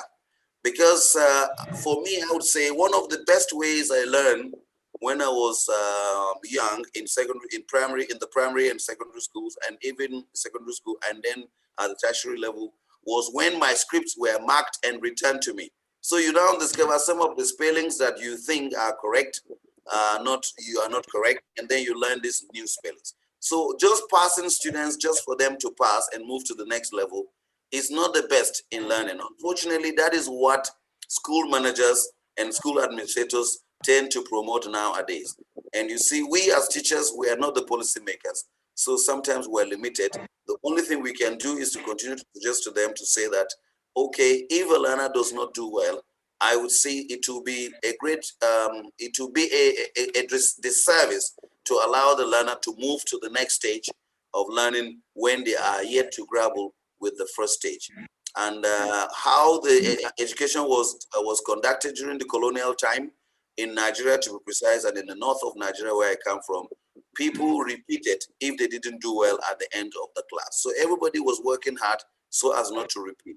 But the few who repeated, because they didn't do well at the beginning, I'm sure now they are appreciative that they were repeated, because if they had been promoted, they might have ended completing the school without acquiring any demonstrated any skills, without learning any specific skills, particularly in this context, competent language skills. Yes. Thank you very much. You're welcome. Good morning, Dr. Philip. This is Guru Pratap Reddy from Sir CRD Autonomous College, Jeluru, Pradesh. Yes. Yeah, thank you for your magnificent presentation. Thank you. Yeah, my question is, what is your take on CLT, Communicative Language Teaching? How useful is it in Indian context? And the second question is, you spoke about inquiry-based learning and procession. And as a part of these two strategies, can we adopt TPS technique like thinking, pairing, and sharing to good effect to implement these strategies in our classroom situations? Yes. Thank you very much for your question. If I got you right, you see, communicative language teaching is one strategy that of ELT. Many times we just teach and then we go away. The learners never get to communicate. And once you do not communicate, you do not put into practice what you are learning, there is no way that you can guarantee that learning has taken place. So if you allow the learners to interact, both as a means of studying and also as a means of disseminating the ideas they have, it increases their proficiency, it increases their capacity. Now, for all of us that are on this webinar, we are a product of interaction. That's why if you give birth to a child in a home that they are the first child, they do not tend to speak earlier or early as the second child would. The reason is that the second child gets to find another child that interacts with them. Now, so interaction is very important, and this communicative language teaching approach is a great strategy that we should add to the list of strategies that we utilize. And if you check through the strategies that we have talked about today, communication, interaction among learners was very central, and I recommend it strongly that we should add it. The unfortunate thing is that I didn't get the second point. Yeah. Thank you for that, sir. And the second question is, can we use this TPS technique as recommended by Dr. Penny Orr, like think, pair, and share as a part of implementing inquiry-based learning and procession in our classroom situations?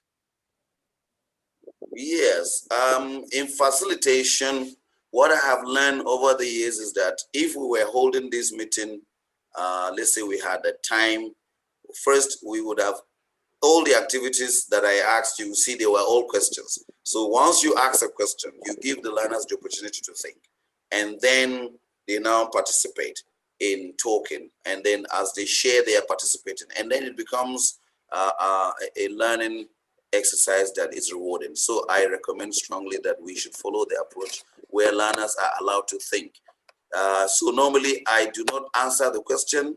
If when I'm facilitating, I will say, okay, what do you think is a lesson plan? Let the people say what the lesson plan is before you now bring your own view as a teacher. Now it helps them to know, to come to this fact that, okay, the ideas they had in the first place were not completely wrong. It's just that maybe you put it the other way around. It becomes, it helps them to remember and then becomes part of their knowledge bank. Yes. Thank you for enlightening us. You're welcome.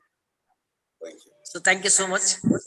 Sir, just I request my beloved president, Dr. Narsaraju Garu, to talk with you. Yeah, please. Sir, over to our beloved president, Dr. Narsaraju Garu.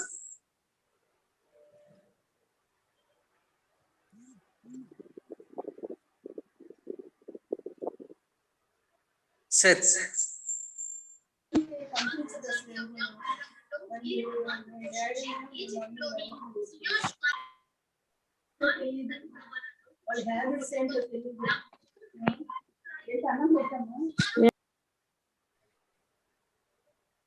Hello. Yes, I'm here. Seth.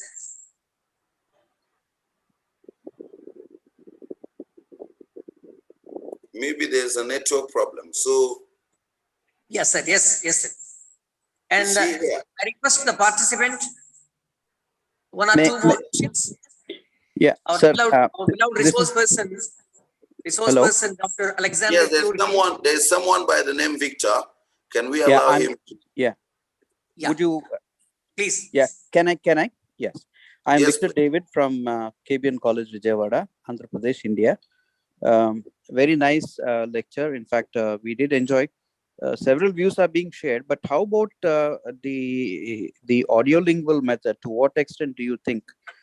Of course, there is a lot of criticism. In fact, I'm not going to share all about that. But then it looks that when you are talking about imparting language skills, I think audiolingual method to a greater extent helps learners to pick the language skills a little much faster than the other methods. What do you think, sir?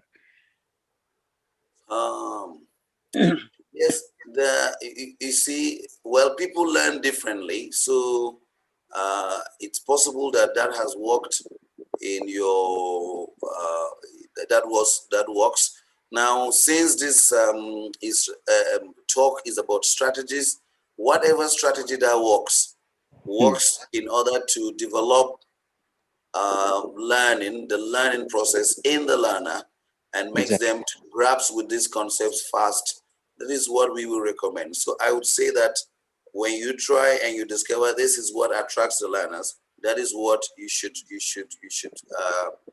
apply. There is no any straitjacket rule to say this is it. This is the for me.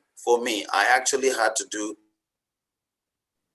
in learning of the English language because of the background.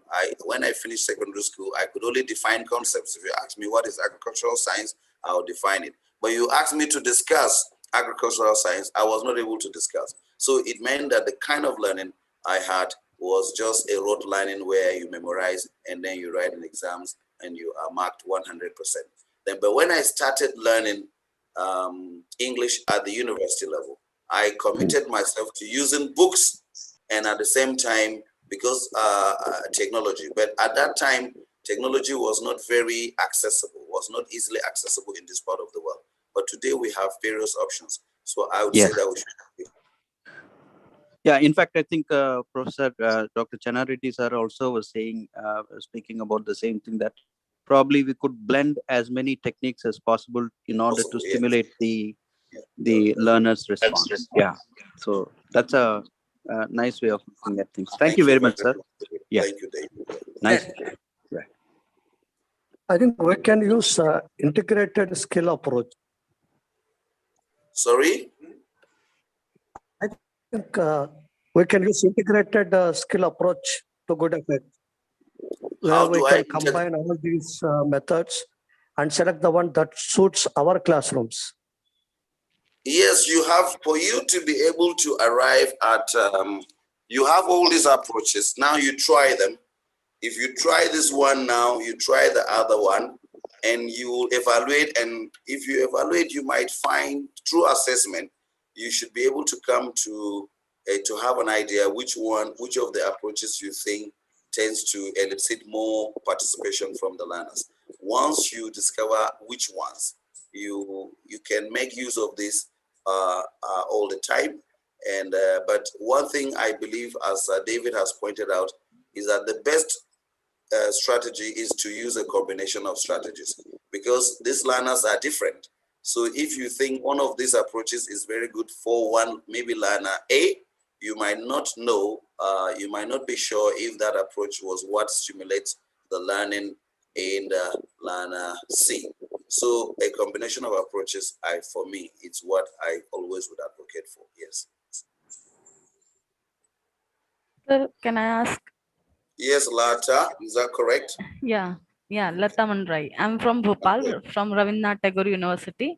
My question is this: like nowadays, because of this pandemic, students are stick to their mobile and they are not interested at all in writing and reading. Then how do we motivate them? Because because my nephew even is not totally not interested to write anything, not even he interested in writing. So it is also applicable on college student or university student, because everything is going online. So they are slowly and gradually the interest is going on decreasing. The interest is decreasing.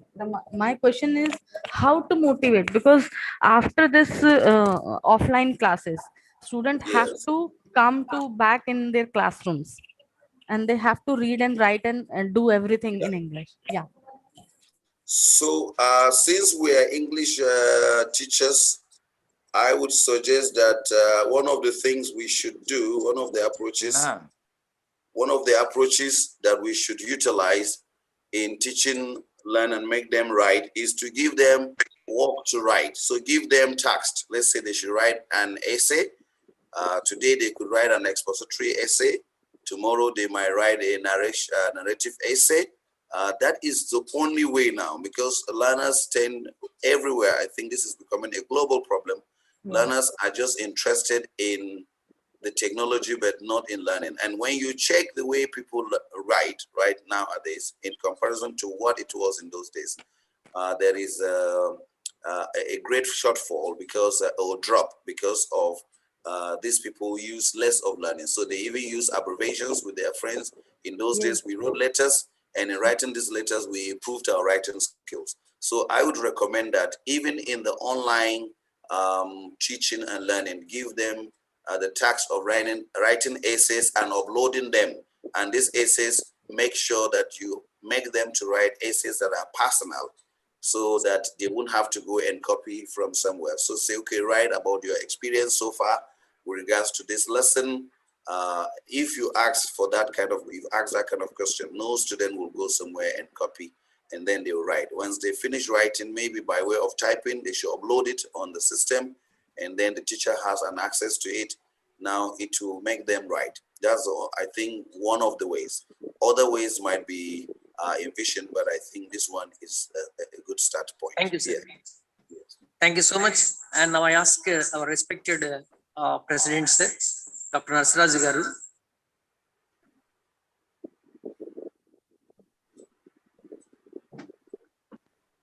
Sir.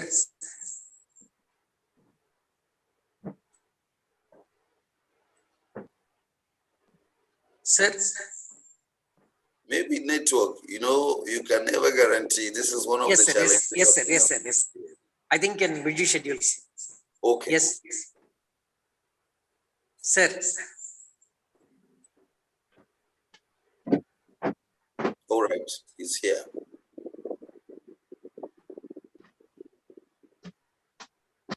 Sir.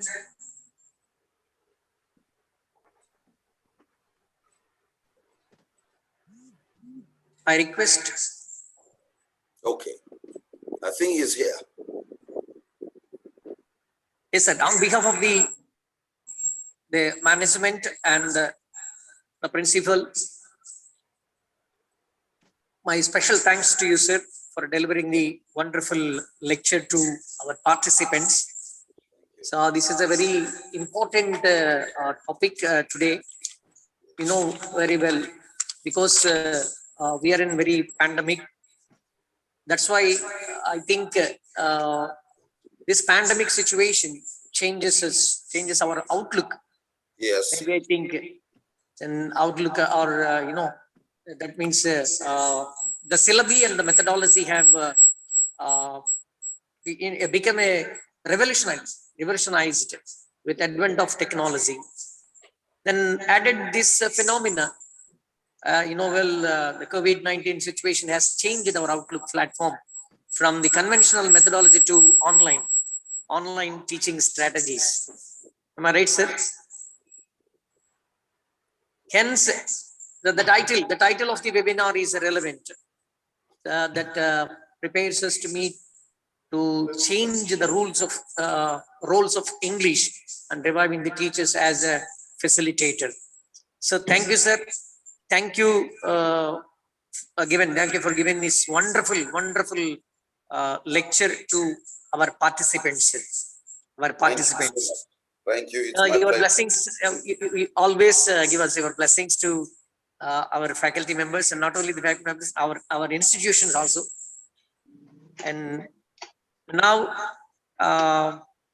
this is a time for listening wonderful lecture from Professor Alex Cure.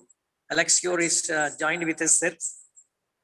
Before we listen, we are going to learn that particular topic.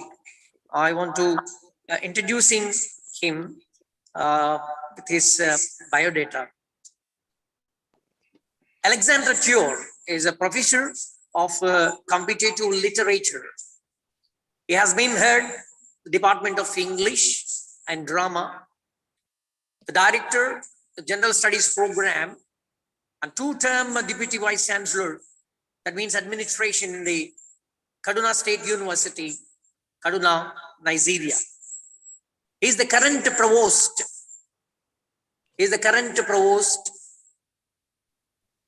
Kaduna State College of Education, Gidanway, Kaduna, Nigeria.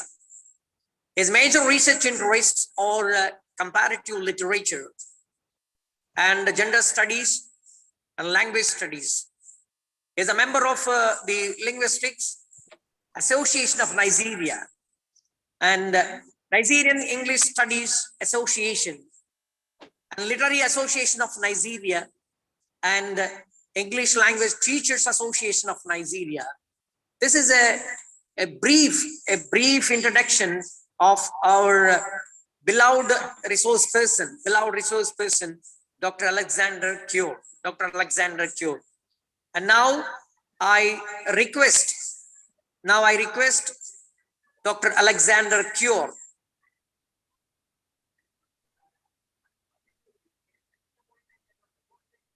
I request Alexander Cure.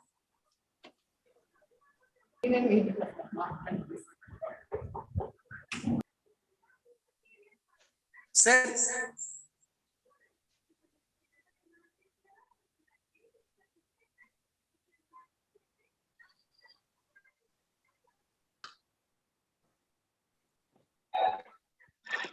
Sir, are you here?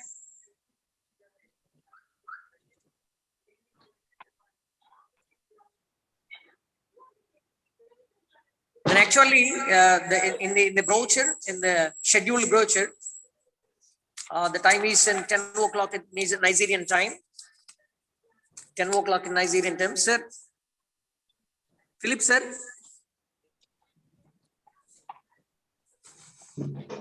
Dr. Philip, sir.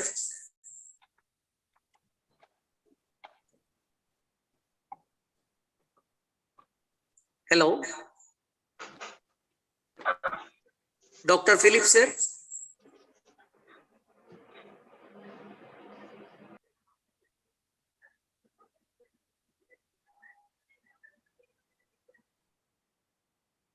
So sorry for the interruption. I think maybe the sir will be joined at 10 o'clock.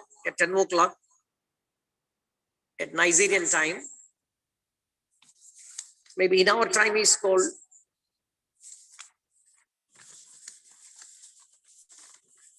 and 2 o'clock, maybe. Sorry, 2 o'clock.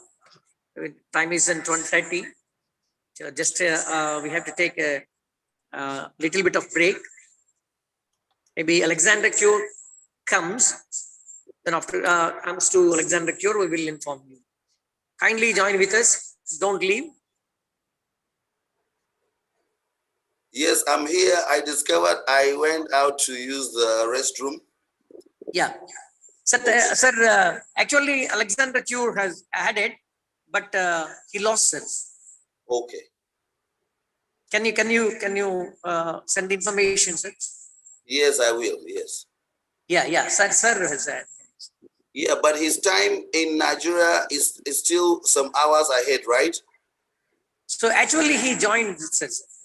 Yes, already joined. I saw when he joined, but I didn't know when he left. Between our school and where he lives, there is an interval, and this interval can interrupt the internet. So Yes, maybe, yes, so when is it on, when is his time on the schedule? Is it not? short pet 10 more, sir. Short pet 10. Yeah, that would be fine. Yes, I would If have it is, said. if it is, if the convenient, what it called, the time is, he send the message, sir, join is early. Yes, that will be fine. I will see him now. Okay.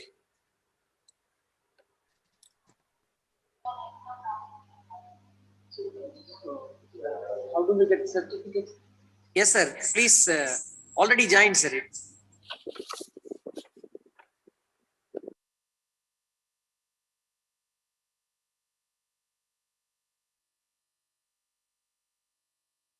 So, Professor Alex, sir.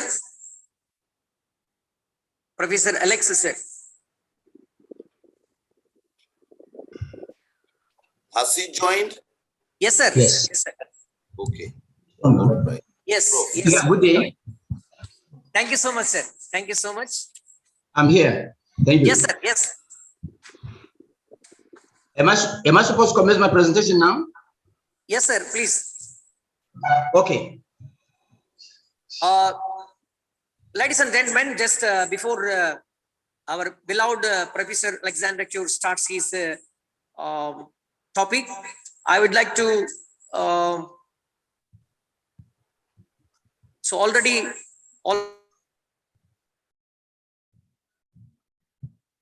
himself. Yeah. So once again, I'll repeat it, the biography. So Alexander Cure is a professor of comparative literature. He has been head Department of English and Drama, and he worked as a director and General Studies program, and a two-term deputy vice chancellor in Kaduna State University, Nigeria. He is the current provost, Kaduna State College of Education, Hidden Way, Kaduna, Nigeria. His major research interests for comparative literature and gender studies and language studies. He is a member of the Linguistic Association of Nigeria and the Nigerian English Studies Association and Literary Association of Nigeria and English Language Teachers Association of Nigeria. So this is a brief introduction of our beloved resource person, Professor Alexander Cure.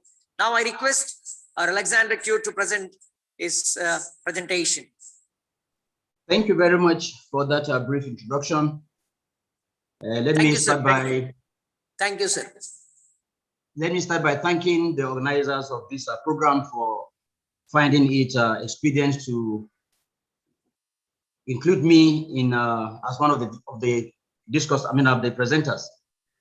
A remarkable deviation from what seems to be the main focus of the presentation, of the program, is I'm going to simply talk about adjudicating PhD thesis in some universities in India, a personal experience.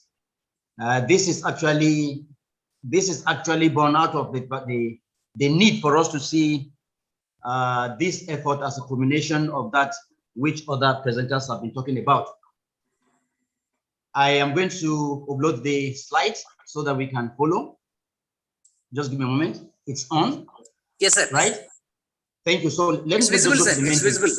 Yes, visible now. Let me go to the main page. So I'm talking on the adjudicating PhD thesis in some universities in India, and it's going to be a personal experience. Go to the next slide. This presentation is based on my personal experience while adjudicating PhD thesis in some universities in India. The interaction is divided into 4 major subheadings. I will be talking about the beginning. I'll be talking about the academic aspects of the adjudication. I'll be talking about the administrative aspects, and I will conclude with the summary and concluding remarks. I want us to understand that the desired output is that we see the act or process of writing the PhD thesis as a culmination of the efforts of the previous presenters in this program.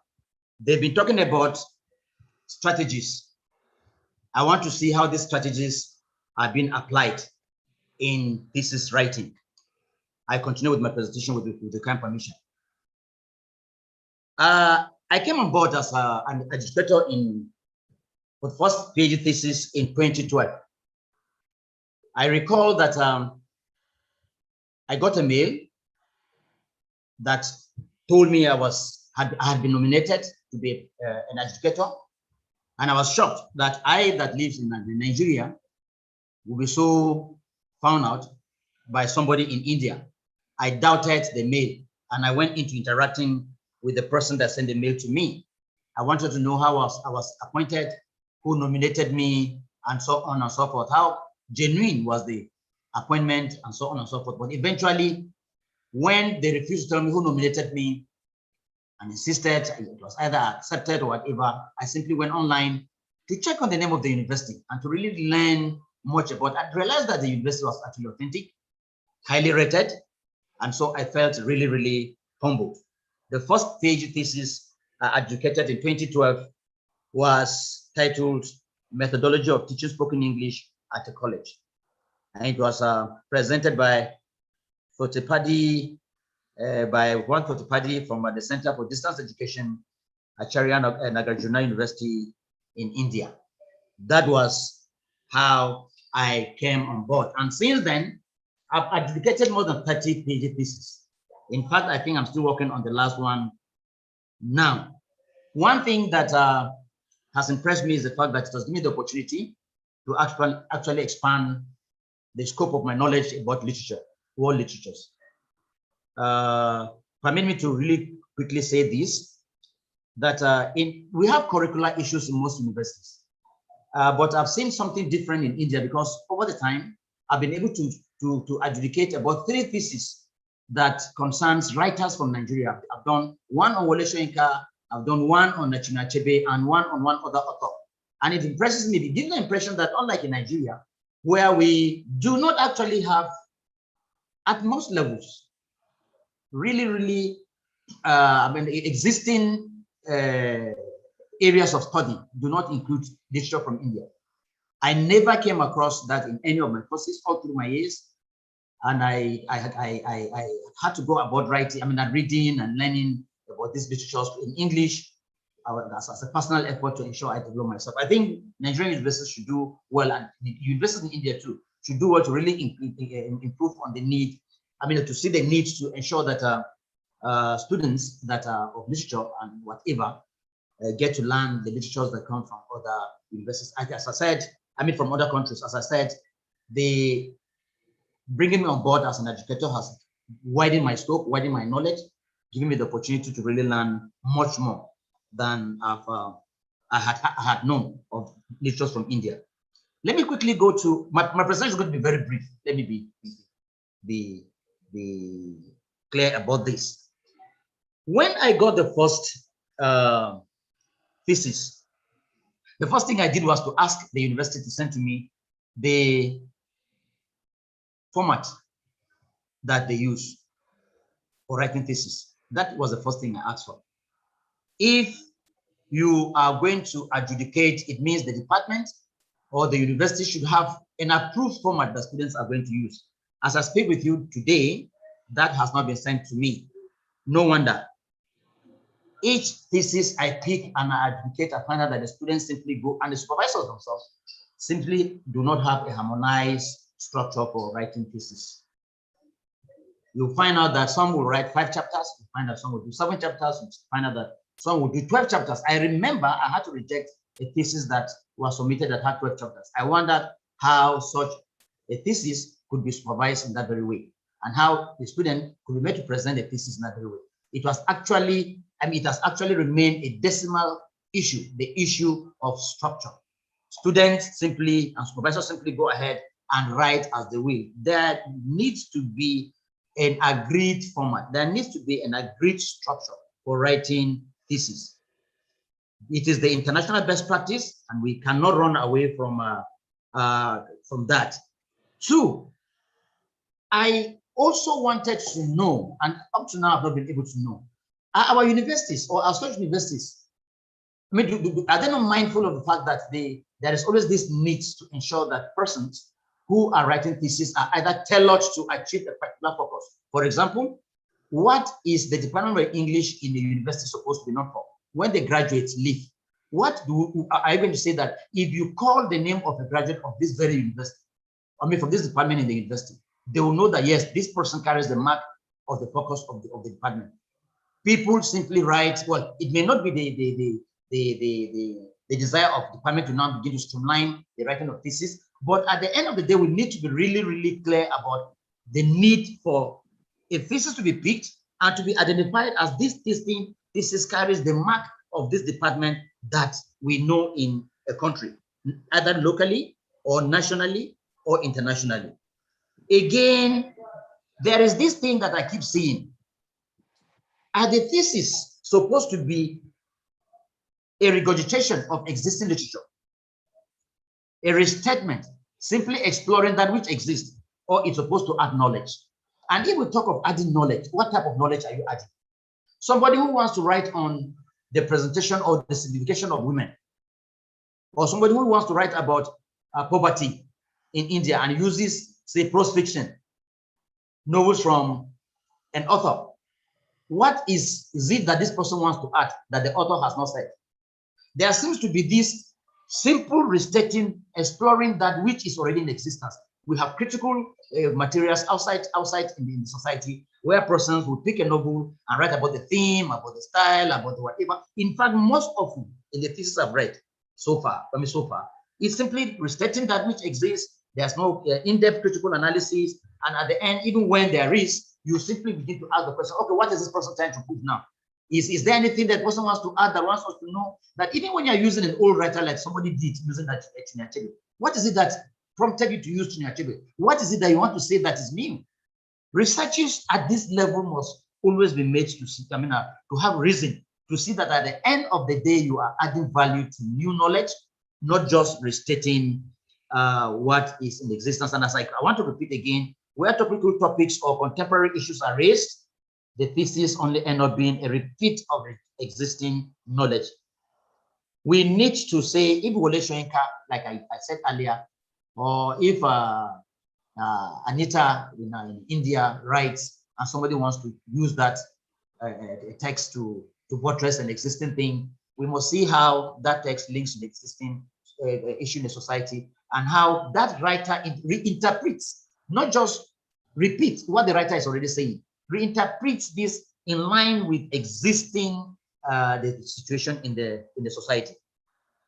Other than the issue of the topic, which I want to again say, oftentimes the topics are simply just they don't look critical enough. The topics are not scripted in such a way that you think that this person is ready to do an in-depth analysis. You will find things like a thematic exploration of so these novels, and that is the reason why you find out that at the end a person starts from chapter 1 is first novel, chapter 2 is second novel, chapter 3 is so if the person has written 15 novels, you run through 15 novels. No, the structure should be different. What is it that you want? You can do this writing in 5 chapters. You can explore these 20 novels within 5 chapters. Chapter 1 is for this, chapter 2 is for this, chapter 3 is for this, chapter 4 is for this, chapter 5 concludes your study. If you begin to take each novel as a chapter, it becomes a very, very lame and epileptic academic exercise. It doesn't see the engagement in academic work that the person is putting into in whatever. Another one issue again I quickly want to touch is the absence of literary theory, the theory upon which some of these my argument is based principally examples of principally from literature. Don't forget, we have this dearth. There's no thesis that I have read of more than 25 theses that are from literature.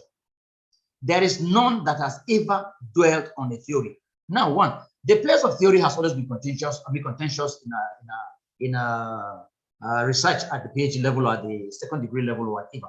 Indeed, some persons feel that it depends on what the university wants or the family wants, whether you want to include a theory or not. But it is germane for us to understand that you cannot start writing on feminism, on agenda, on the process of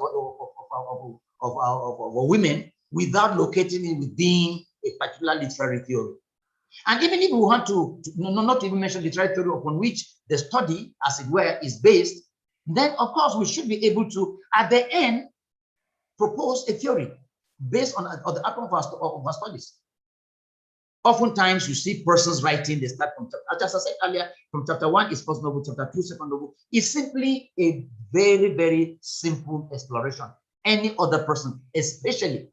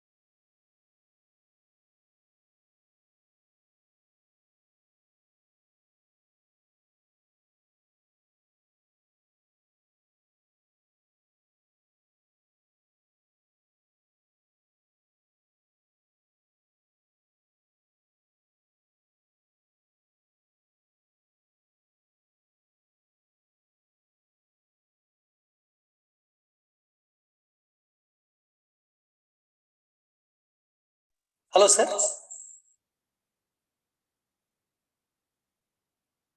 Sir.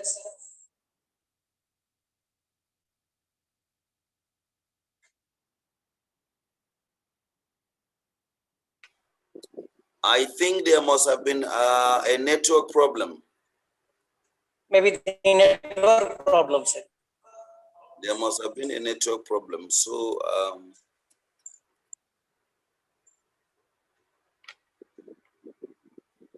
I wish I think we lost it. Yes. So, but you can actually lead a conversation on the points that he has raised so far. Let's see if we're able to get him back. Shall you continue, sir? Shall we continue this topic? Sorry? Can you continue? Well, I can only, let's say, lead the conversation based on what the points he raised. Very serious points that as language teachers and literary experts, we need to pay attention to. Incidentally, my first degree is actually BA literature. So I got the issues he was raising and I got them well. Talking about writing a dissertation merely to affirm that which is there and not to critique. Now, most studies in the world, in the third world countries, as the people like to call us, are actually problematic because we seem to want to say, oh, this is this because this is this. No, what we are supposed to do as scholars is to critique. And so it applies to what Socrates will say, that an unexamined mind is not worth living. And then we should question everything that we see. So yes, if I write a dissertation, I do not like to affirm. I rather like to critique, to say, okay, these people have argued that this exists. Does it not? So for instance, you were talking about the theories. For every literary work, they are based on the theories. These theories we call critical discourses. And they're starting from the times of Socrates, or we can even say from the sophist to Socrates, to Aristotle, to Plato. Now, if you see that these theories have become a body of knowledge of how things are taught about. For instance, feminism as a theory. Now, feminism as a theory talks about the literature that talks about the rights or the way women are being treated across the world. Now, so if that is the theory, first we need to define. Yes, sir. One last correction last change.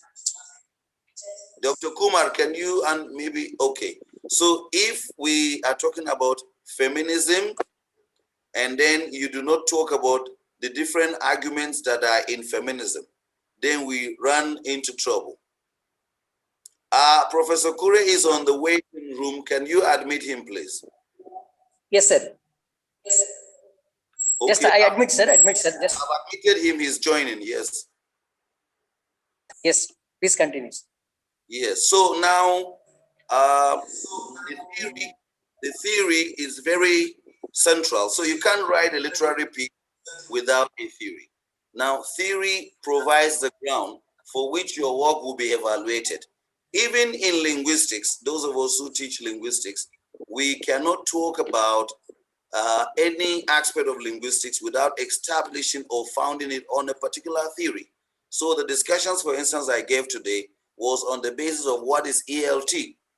Now, if ELT means English language teaching to speakers of known or to speakers who English is not their first language, that is the basis for all the conversations I had. Now, the theories, the strategies which we will teach English to speakers of English as a second language will not be the same theory, will not be the same basis or strategies that we will use in teaching English to speakers who English is their first language. So for instance, in the primary and secondary schools in England, there is no subject called English. Nobody teaches a subject called English.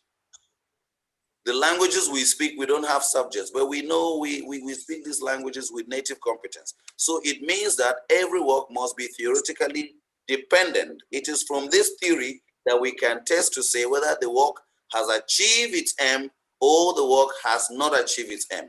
So I hold a strong opinion that the critique that is coming from Professor Kure actually establishes the ground that you as researchers in schools in India must take into cognizance anytime, into cognizance when you educate works, or maybe when you supervise, that the learners or the writer does not just write, but the writer includes a theory from which we can actually interpret what is there. Professor Kure is back on the waiting room, so I have added him. Let's see if he comes in, and then he will continue from, I'll give him a brief of what I have contributed, and then he continues from there. So yes, we cannot study literature without theory. Okay, yes, Prof, welcome. Hello? Welcome back, Prof. Carry on, sir. Carry on. Thank you. I'm so welcome sorry. Back, sir. Welcome back. So sorry, I suffered service problems here. Let me try to see if I can rush my presentation so that I don't suffer it again. Yeah. The last thing I was talking about was the issue of the theory, and just as my colleague Dr. Hayap has rightly pointed out, we seem to be very uncritical when we are exploring aspects of literature. So far, as I said, most theses will simply no problem, sir. Carry on, sir. Can you hear me? Yes, we can hear you, Prof. We can. Yes, sir. Most theses simply restate existing knowledge. At the PhD level, if a candidate should be made to understand that at the end of the day, they're expected to have added real knowledge. Something new should be seen to have been said about the writings of a the fiction of some writer, or the poetry, or the drama, or whatever. And besides, as soon as I mentioned drama, I realized that in all the work I've been doing, I've never seen anybody that has ventured into literary drama. I want to encourage students to look that way, and especially poetry too. We keep working on prose, and that is why I said earlier, we need to agree on a focus. When our students graduate, what do we want the society to know them for? What do we want people to say they have contributed, in which areas of contribution? Maybe the departments that have always looked at their work, was that work from them, focus more on prose fiction than poetry and literary drama. Now, the other aspect again is what other presenters have beautifully spoken about, the use of English. Indeed, all the theses that I've read are written in English, but what type of English? It is, as I said earlier, is the culmination of that which the students have been made to learn from the beginning to that very level. Oftentimes, I read a paragraph or I read a sentence and I begin to wonder why at that level, the simplest of tense sequence cannot be respected by writers at the PhD level. Indeed, we suffer from the mother tongue influence, the L1 influence, as most of you have said. But because we are in the business of speaking, of writing good English, we may have problems with the speech form, but writing cannot be the way we suffer. I mean, we cannot suffer in writing as we suffer in speaking. That the sentence must have a structure. The paragraph must have a structure. At the end of the day, we find people forgetting about issues of punctuation, simple issues of punctuation, simple issues of tense sequence, and so on and so forth. We find them littered in PhD thesis. Supervisors and students should note that while we can forgive mother tongue influence in speech, we certainly cannot forgive that type of lousy type of writing in the PhD thesis. I have often suggested to students and their supervisors that it is not just good enough for a student to submit to the supervisor who would work. Well, I do know that most supervisors have so much work to do. I mean, from the way I read this, I realize that most supervisors have so much to do, and they would have done their best. But students should also use one other method, as I would normally recommend when we talk of learning English. Can we please write and give to the next person? It doesn't cost us anything.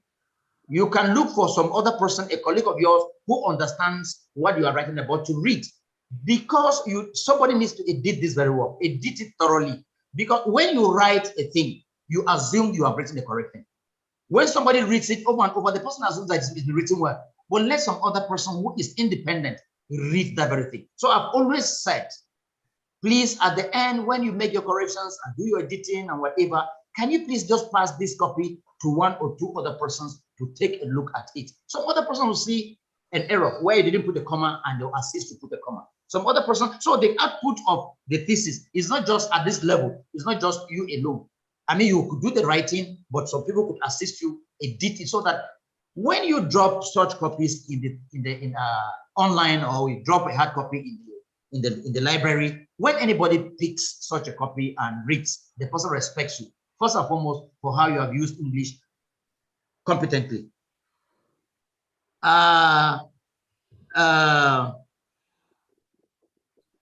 other aspect that ties to this is, in line with the focus of this program, researchers and their supervisors should always remember that the writing of thesis in itself is an act that tests our use of English. I want to emphasize this. It is an act that tests our use of English. It is not just for you to just go copy and paste, no. But at the end of the day, anytime anybody reads this, it shows that you have been able to learn how to use English, and you are able to use English in writing competently.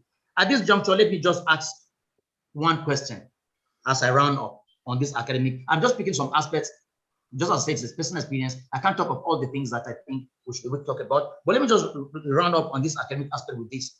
Why is it that? Is it because of the absence of an agreed structure? Or even if the structure is agreed, why is it that, in line with best practices, the abstract has been replaced with the preface? What is the role of the preface in the thesis? And what is the role of the abstract in the thesis?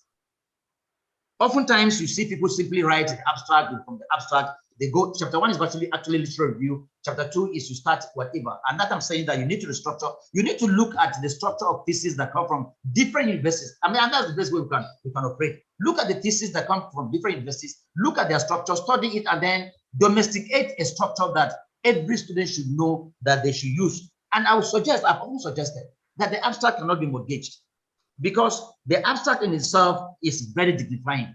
The abstract gives the thesis a very, very good structure. For us to simply ask students to do the preface, where they go ahead to say chapter 1 discusses this, chapter 1, chapter 2 discusses this, and whatever, and then chapter 3, it doesn't hold, it doesn't look beautiful for whatever. And I think that is the reason why, at the end of the day, again, you find out that in the absence of a format that is agreed, I've seen theses where there's no concluding chapter. There's no concluding chapter. You simply read chapter 1, because chapter 2 started with novel A, novel B in chapter 2, the third novel in chapter 3, the sixth chapter is the last novel. Then you now ask, where is the concluding, the summary of what you have done, and because it is in the conclusion that you restate what you have been able to contribute to these studies. I think these are the few aspects I'll be able to pick on whatever. And then we want to talk about the other very important aspects too, the administrative aspects. To start with, my location has virtually been of a disadvantage to me. I'm in Nigeria. Most of the universities that I've worked with are in India. So I have to wait for long to receive the hard copy of the thesis and have to pay to collect same from the post office. One thing that I've always done, I've always drawn attention is, it's not as if I'm too much interested in the money. In fact, at the point I even wrote to the universities, I said, don't even pay the money. I am interested in the scholarship. I'm interested in the exchange of ideas. That money is not the issue, but we should be very, very. You said you pay a person a thing, pay the person. You tell the person to send you details of his account and whatever, pay him whatever thing. Because I'm not saying it pays me for the work I'm doing. It simply offsets the cost of things that I do. I pay so much to collect the thesis from this thing, and if you're sending it to me online, I download it, or I use my data, and so on and so forth. At this level, we should also realize, therefore, that the person you have asked to work does the work very, very well for you because he is remunerated as you have promised. Times have been that you find a problem, they'll send to you an e-copy to your mail, and then you find out that they've sent the main thesis, no preliminary pages. Who is the author? Is not there. Who has the title of the thesis? Is not there. You write a mail and ask, please, you send this thing to me, and it will take a person 2 weeks to check. I wonder how whoever is managing the site for this thing, what the person does. You send a mail, you receive a mail from him now, and you reply immediately, and then he does not read it till after 2 weeks. Then the next thing he's going to tell you is that, please send the report urgently. And then I'll refer the person to, please read my last mail. The last mail is asking a question that you have not answered. The next thing is send the report quickly. It doesn't work like that. We delay the conclusion of scholarship. The students are tied down, the supervisors are tied down because of very, very small administrative lapses. Whoever handles communication in this aspect needs to do the needful and make it look as, and not make it look as if the educator is always at fault, because oftentimes the mails I receive make it look as if I'm the one delaying anything. You couldn't send a thesis to me without title page, without the usual preface or whatever, for me to now know who is working on what, and then you expect me to submit a report. And you couldn't send a thesis to me. One other thing I've discovered again is that a person receives a thesis, and in the next 1 week, they're asking to submit a report. The adjudication, I think, is not just the act of just collecting and writing a report. I think it goes beyond that. I beg with whichever department that I've just mentioned that submitted that first, I took the pains of ensuring that I returned the hard copy of that first thesis that I mentioned to the department, so that people now see that it is, as an academic, I must do a thorough job, because that material that is going out is going to go out not only in the name of the author, but it is going to stand it should also stand also the state of time based on the name of the supervisor. The supervisor's name is very, very important, so it should be protected by when we do the right thing. So always send these things early enough and give the person time to go ahead and do a thorough job, so that when eventually the report is returned, the person is comfortable that he has done a good job. Giving me a thesis today and next week you're asking me for a report makes it look as if you want me to cook a report and send it to you, which to me is not going to be acceptable. Painfully, as I said, no one is ever paid. But that one, as I said, I've written to say, just send the thesis. I'll do my best to do, because I'm the one learning. I'm also learning, just as I said, that I've been encouraged to read much more than I would have naturally been reading. I mean, I couldn't have been a professor of comparative literature if not for such opportunities for me interacting with others from different literatures. Finally, recall we divided the presentation into 4 subsections. I can only, and of course I told you that it wasn't going to be a very detailed presentation. I was just going to talk on aspects that I think our attention should be drawn, hoping that by the time we start discussions, or by the time you go back to your departments where you hold your faculty meetings, please, you'll begin to look at the writing of thesis in deeply, and ensure that it should be critical, ensure that we actually must agree on the format, the structure that students will use. We actually must teach the students how to use English. We actually must go ahead to tell them how to do topics, subtopics. I mean, it is not for us to begin to say you want to explore the work of a novelist that has written 12 novels, and then you ensure that for each chapter it is one book. No, the student, the candidate should be taught how to come up with topics, subtopics, and how 12 novels can be explored under that one subtopic, so that we reduce the scope of writing. And at the end of the day, by the time we drop copies of our thesis anywhere, anybody that reads them will know that some work, good work, has been put in, good supervision has been whatever, and quality research would have been achieved. As I promised you, I was going to be very brief. I thank you for good listening. Now you can take questions and observations if there are any. Thank you.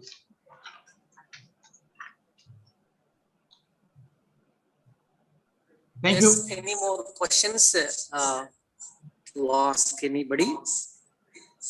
Our sir is here.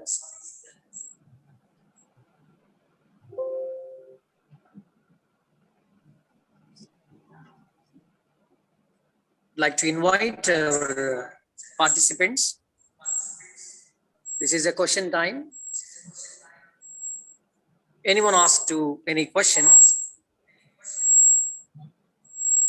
Raise your hands.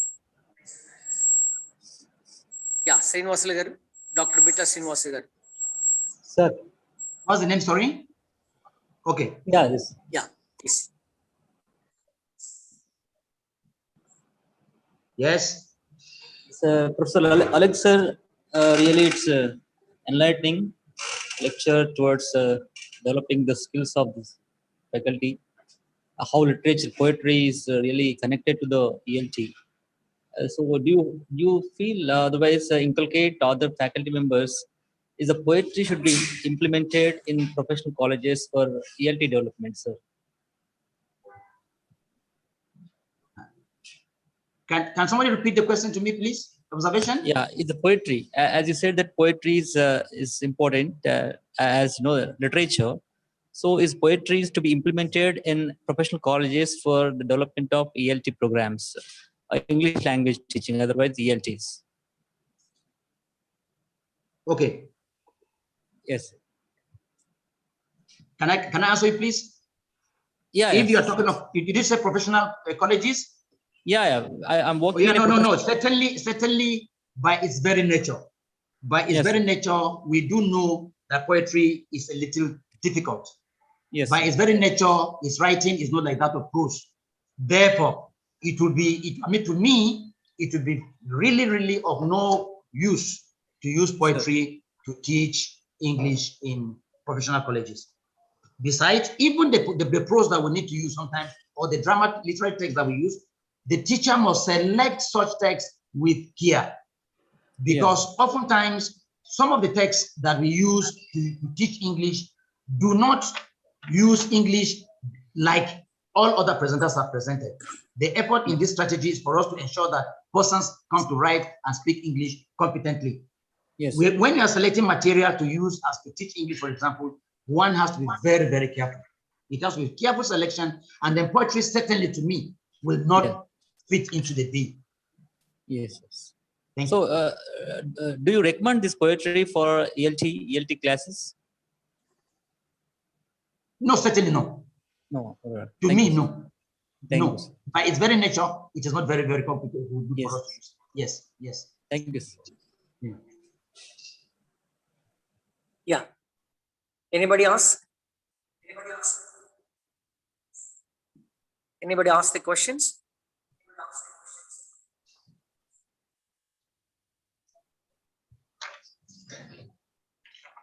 Yeah, thank you. Yeah, That's Snigdha. Yeah, please. Okay, I had a question. Sir just mentioned that when you write a manuscript, you can get your friends or someone else to read it and edit it for you. But when we actually write a manuscript, it is very difficult to get someone to be interested to help us to edit it or to look at it from an objective eye. So what would you suggest that instead, if we don't get someone to read our content, what other steps can we do to get rid of the typos or the silly errors that we've made? Thank you. Thank you. Thank God that the apps that we use today in our systems, in our computers, have checkers. You could use that. But I'm surprised that we're saying that, because all through my stay in school, and even now that I supervise the thesis at various levels, I've always known that there's this collaboration between colleagues in class. There are people that are actually in the department. What we also do, other than just teaching students, is to ensure that we run programs in editing in our classes, so that whoever is interested goes in to learn how to edit scripts. These persons were there for you to pay them to edit for you. We form associations, and the people belong, and we are able to identify them. Even as scholars, we train, we mentor some junior academics so that they too come to learn how to whatever. Now, but if you are not able to get anybody, there's only one other simple method. When you are done writing, keep the script. Take your mind off the script. After a day or two, go back and pick the script. And again, read the script as if you are not the one that wrote it. That way, you find out that there are some things that you had assumed you had written rightly, that you now discover that you didn't write rightly. And I'm saying that it's sometimes just the simple areas of the use of English or punctuation or whatever that we really need to. Because if, for example, you have typed the word is, S-I, at the heat of the moment, each time you read it, you think you are reading is, but the word is not is. It is only when you take your mind off the work and come back to it, can you realize that, oh, I've been thinking that I wrote is in this very place, but the word has been wrongly spelled.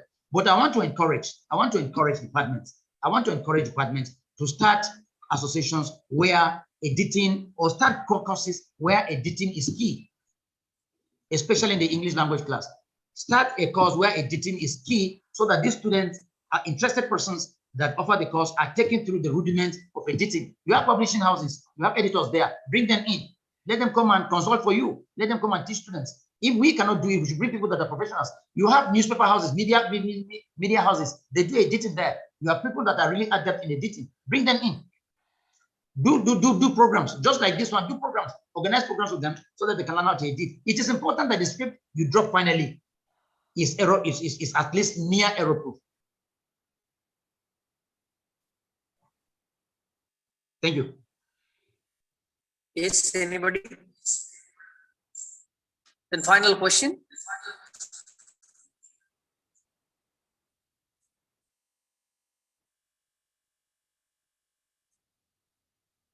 Yeah.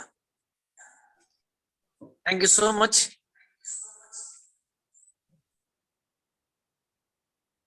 Thank you so much, sir, for giving a wonderful lecture to our participants. My special thanks to you, sir, on behalf of the international webinar.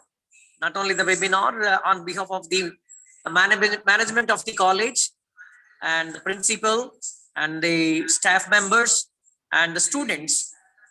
My special gratitude to you, sir. Thank you. Thank you very much. It has offered me the opportunity to see one or two persons that are whose students have been adjudicating their thesis. I'm privileged to see them today. I'm grateful. Thank you, sir. Thank you so much, sir. Thank you so much.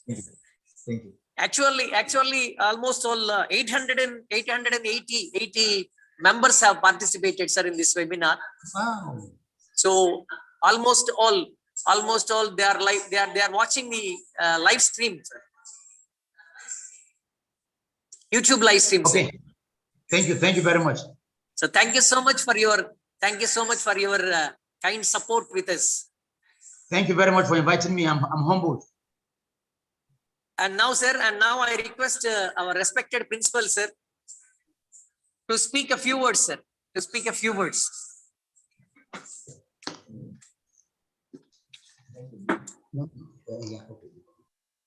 Thank you, sir. Thank you. Good afternoon, sir. Your speech is very good, And on behalf of the management and Department of English, I much thanks to you and other resource persons also. Very good sessions and very good interaction with us. And today's speech, G. Channa Reddy Garu and Philip Fayab John Garu and Alexander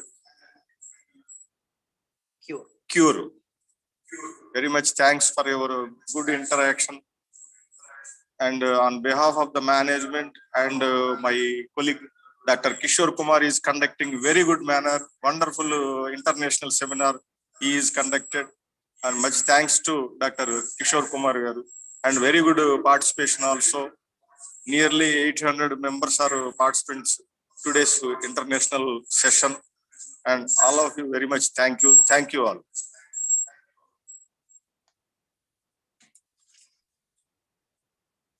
Thank you, sir. And thank you so much for your blessings. And now this is the time for vote of thanks. So I'm going to propose the vote of thanks. This is a great privilege to me on behalf of the KVR and MKR College, KHAJIPALEM. First and foremost, I would like to thank to the chief guest, Professor Rajashekar, Honorable Vice Chancellor, Acharya Nagarjuna University, for giving his wonderful blessings and send the greetings to the members. And now I would like to say my thanks to the college, Sri K. Jitendra Varma Garu, and the principal of this college, Dr. T. Sivaprasad Garu, and especially my special thanks to our respected and beloved president of this college, Dr. M. Narsaraj Garu, who supported us and who gave the blessings us. And now my special thanks to the resource persons, those who attended here in this particular webinar. First of all, I would like to thank my special thanks to Dr. Professor Alexander Cure, Provost, Kaduna State University, for giving his wonderful lecture and the blessings also, sir. And my special thanks to our resource person, beloved Dr. Philip Hype John, linguist and writer from Nigeria. He did very good job, sir, very good job. And my special thanks to you, sir. My special gratitude to you, sir. And my special thanks to Dr. G. Channa Reddy Garu, Associate Professor, Acharya Nagarjuna University, to deliver his great job and wonderful lecture to our participants.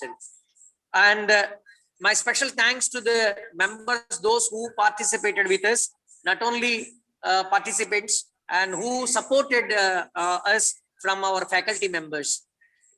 So thank you so much, sir. Can you unmute the videos, sir? Videos, Philip, Dr. Philip and Alexander Cure. I request Dr. Hype. Yes. Can you speak a few words, sir? Few words for. Can you speak few words, sir, for the webinar? Thank you very much for this opportunity to say the final word. Honestly speaking, as I said earlier, I'm really humbled. I know that I was contacted to participate in this program not quite long ago, and I felt humbled because even when I was asked to see if I could give a resource person from outside of the country, since I was ready to come from Nigeria, I found Dr. Hayap the other person that I couldn't overlook. I know his worth as a linguist of whatever standards and at the local and national level.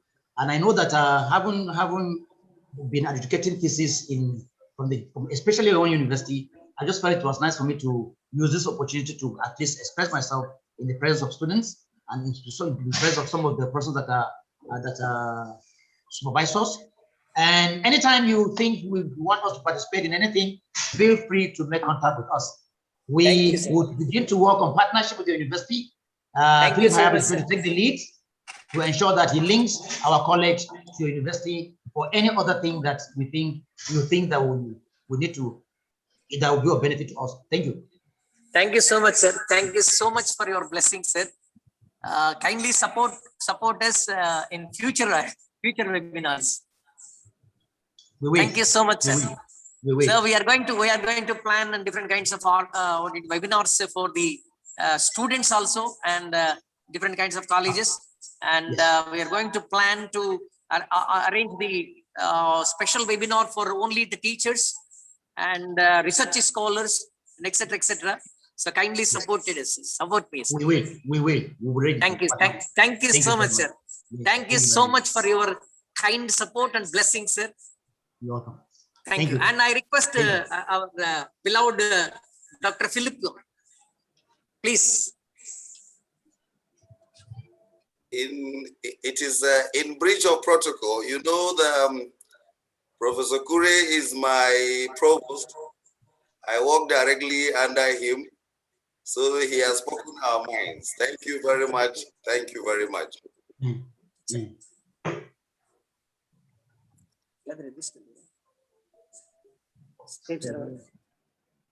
Sir, please. Yes, I have already noted that my provost has spoken, and he has spoken on behalf of ourselves and the college. So I stand by what he has noted, and we want to thank you. Thank you so much, sir. Thank you so much for your support, sir. Thank you. So with your support, we did well, sir. We did well. Thank you. And I request Dr. Bitla Srinivas Garu to speak a few words on behalf of all the participants. Yes, sir. Thank you so much, sir. On behalf of really all the participants. International. Because yes, it's almost a late lunchtime. Yeah, please. Bitla Srinivaslu, Associate Professor of English, Shreyas Institute of Technology, Allaguda, Hyderabad, Telangana State, India, sir. It's a great privilege to me that giving this opportunity by Dr. Kishore, sir, speaking on behalf of all the participants. Really, I didn't expect this program like this, because when I had seen the college name and all, I felt that it will be somewhat a regional kind of speakers and will be finished. Where I listened to Professor Chennareddy from Nagarjuna University, then Dr. Haya Philip John, and at the same time Professor Alex Kurer, from really enlightening and knowledge sharing. Even the participants from different corners of the world, especially in India, from Madhya Pradesh and Tamil Nadu, Karnataka and Andhra Pradesh, Telangana state too. And everyone really enjoyed. Even our colleagues also participating well here. And really fantastic, sir. Haya Philip John, sir.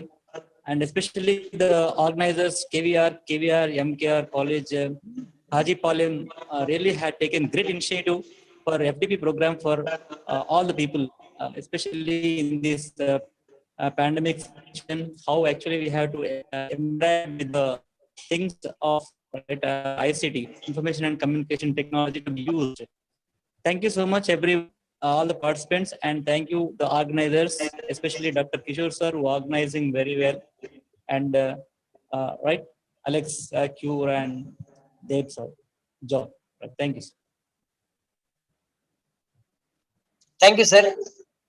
Thank you so much. Yeah, this is a time for the vote of thanks. It's a privilege to me to propose the vote of thanks. My sincere thanks to all the participants, those who are joined with us, and my special thanks to the resource persons, Dr. G. Chennareddy Garu, Dr. Philip Hyde John from Nigeria, and Professor Alexander Kyo from Nigeria. And with your support, we did very well. If any what it called questions and feedbacks, kindly send your feedbacks to WhatsApp group. I'll allow all the members to send the feedback to the WhatsApp. And then again, I have sent the feedback in chat box, and not only the chat box, and in the WhatsApp groups also. So kindly send the feedback and get the certificate. So thank you so much for all those who participated with us. Thank you, sir. Thank you so much.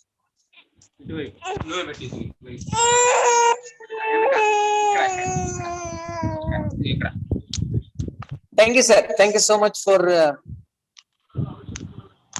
Excuse me, that feedback form is not accepting any responses. Yeah, please. No, it is not accepting any responses now. Yeah, So already I feedback have form is sent the not feedback. Sir, will you please send me the feedback link again in the chat box? Yes, sir. Yes, I'll send it. Okay, sir. The previous one, it is not open, sir. Can you please send again? Okay, sir. Okay.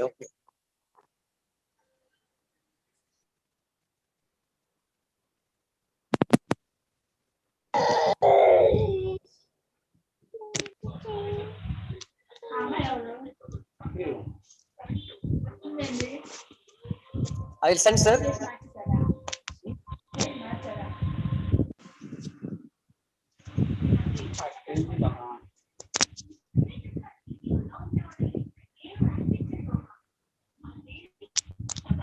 Yes, I have sent it feedback.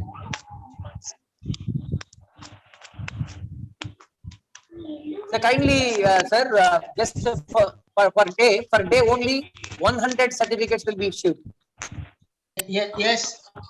Per day 100 certificate will be issued. Then after that, other day is 100. Almost all 900 participants are registered.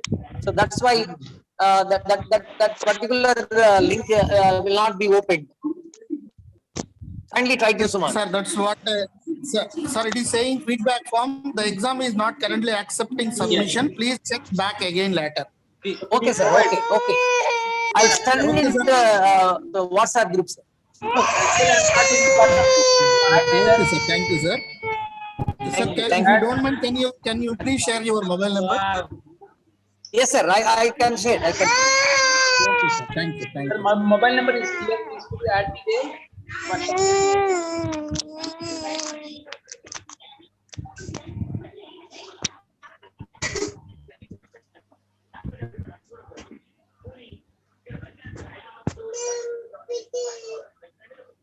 So that's my mobile number, sir. So if you want to ask anything else, kindly call. So already I have sent the my number, my WhatsApp number to chat box. Yes, sir. Already noted, sir. Can we leave the meeting, sir? Yes, leave, sir. Leave. No problem. Sir, Thank you, sir. Thank you, sir. Alexander Q, sir. Thank you so much. Can we leave, sir? Can we leave? Sir, excuse me. Do you want us to share our phone number, sir? Shall we post our phone number? Which phone number? Hello? So actually, we have been sending some numbers. Please could you add those to your group, sir? WhatsApp group? Not clear, sir. Your voice is not clear. Sir, we have sent some numbers. Just we have been sending some numbers. Could you add them to your group? So kindly send your messages to WhatsApp group. So already I have sent my number. So do you want us to send our phone number, sir? Hindi పెట్టడానికి problem అస్సలే కాదు madam వాడు మొన్న చేసిన పనికి నాకు Thank you so much. Thank you for all. Hello. Thank you, sir. Thank you, sir. Professor Alexander Q, sir. Thank you so much. Hello. Can we leave, sir? Can we leave? Send my phone number, sir.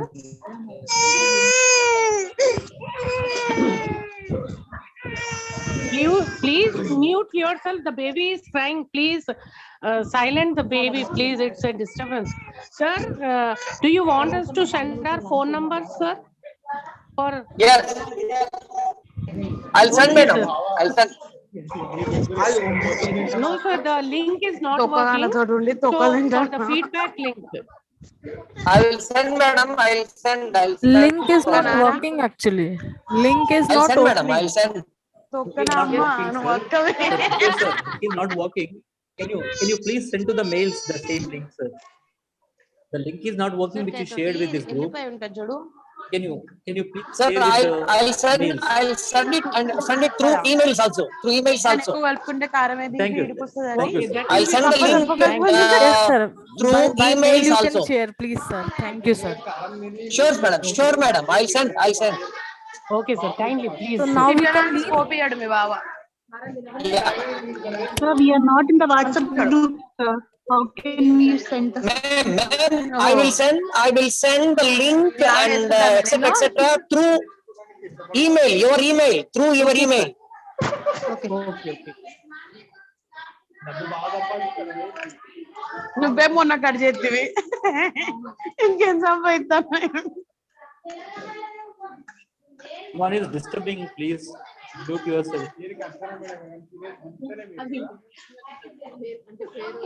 మీరు cut madam Someone unmuted and doing the personal works, personal talks.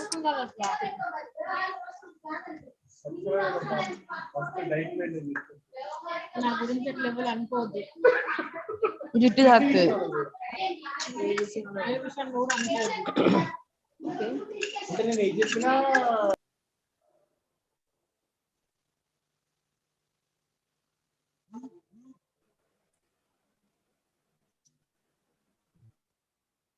Leaving. Shall we leave, sir? Yes, sir. Yes, please leave.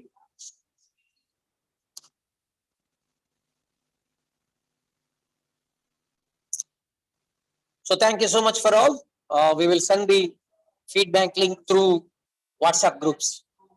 Not only the WhatsApp group and also email IDs.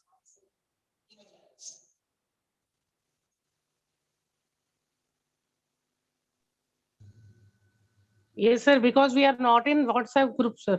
So kindly send through emails. Yeah. No problem, madam. We will send it through emails also. Okay. Thank you, sir. Very kind of you. Thank you.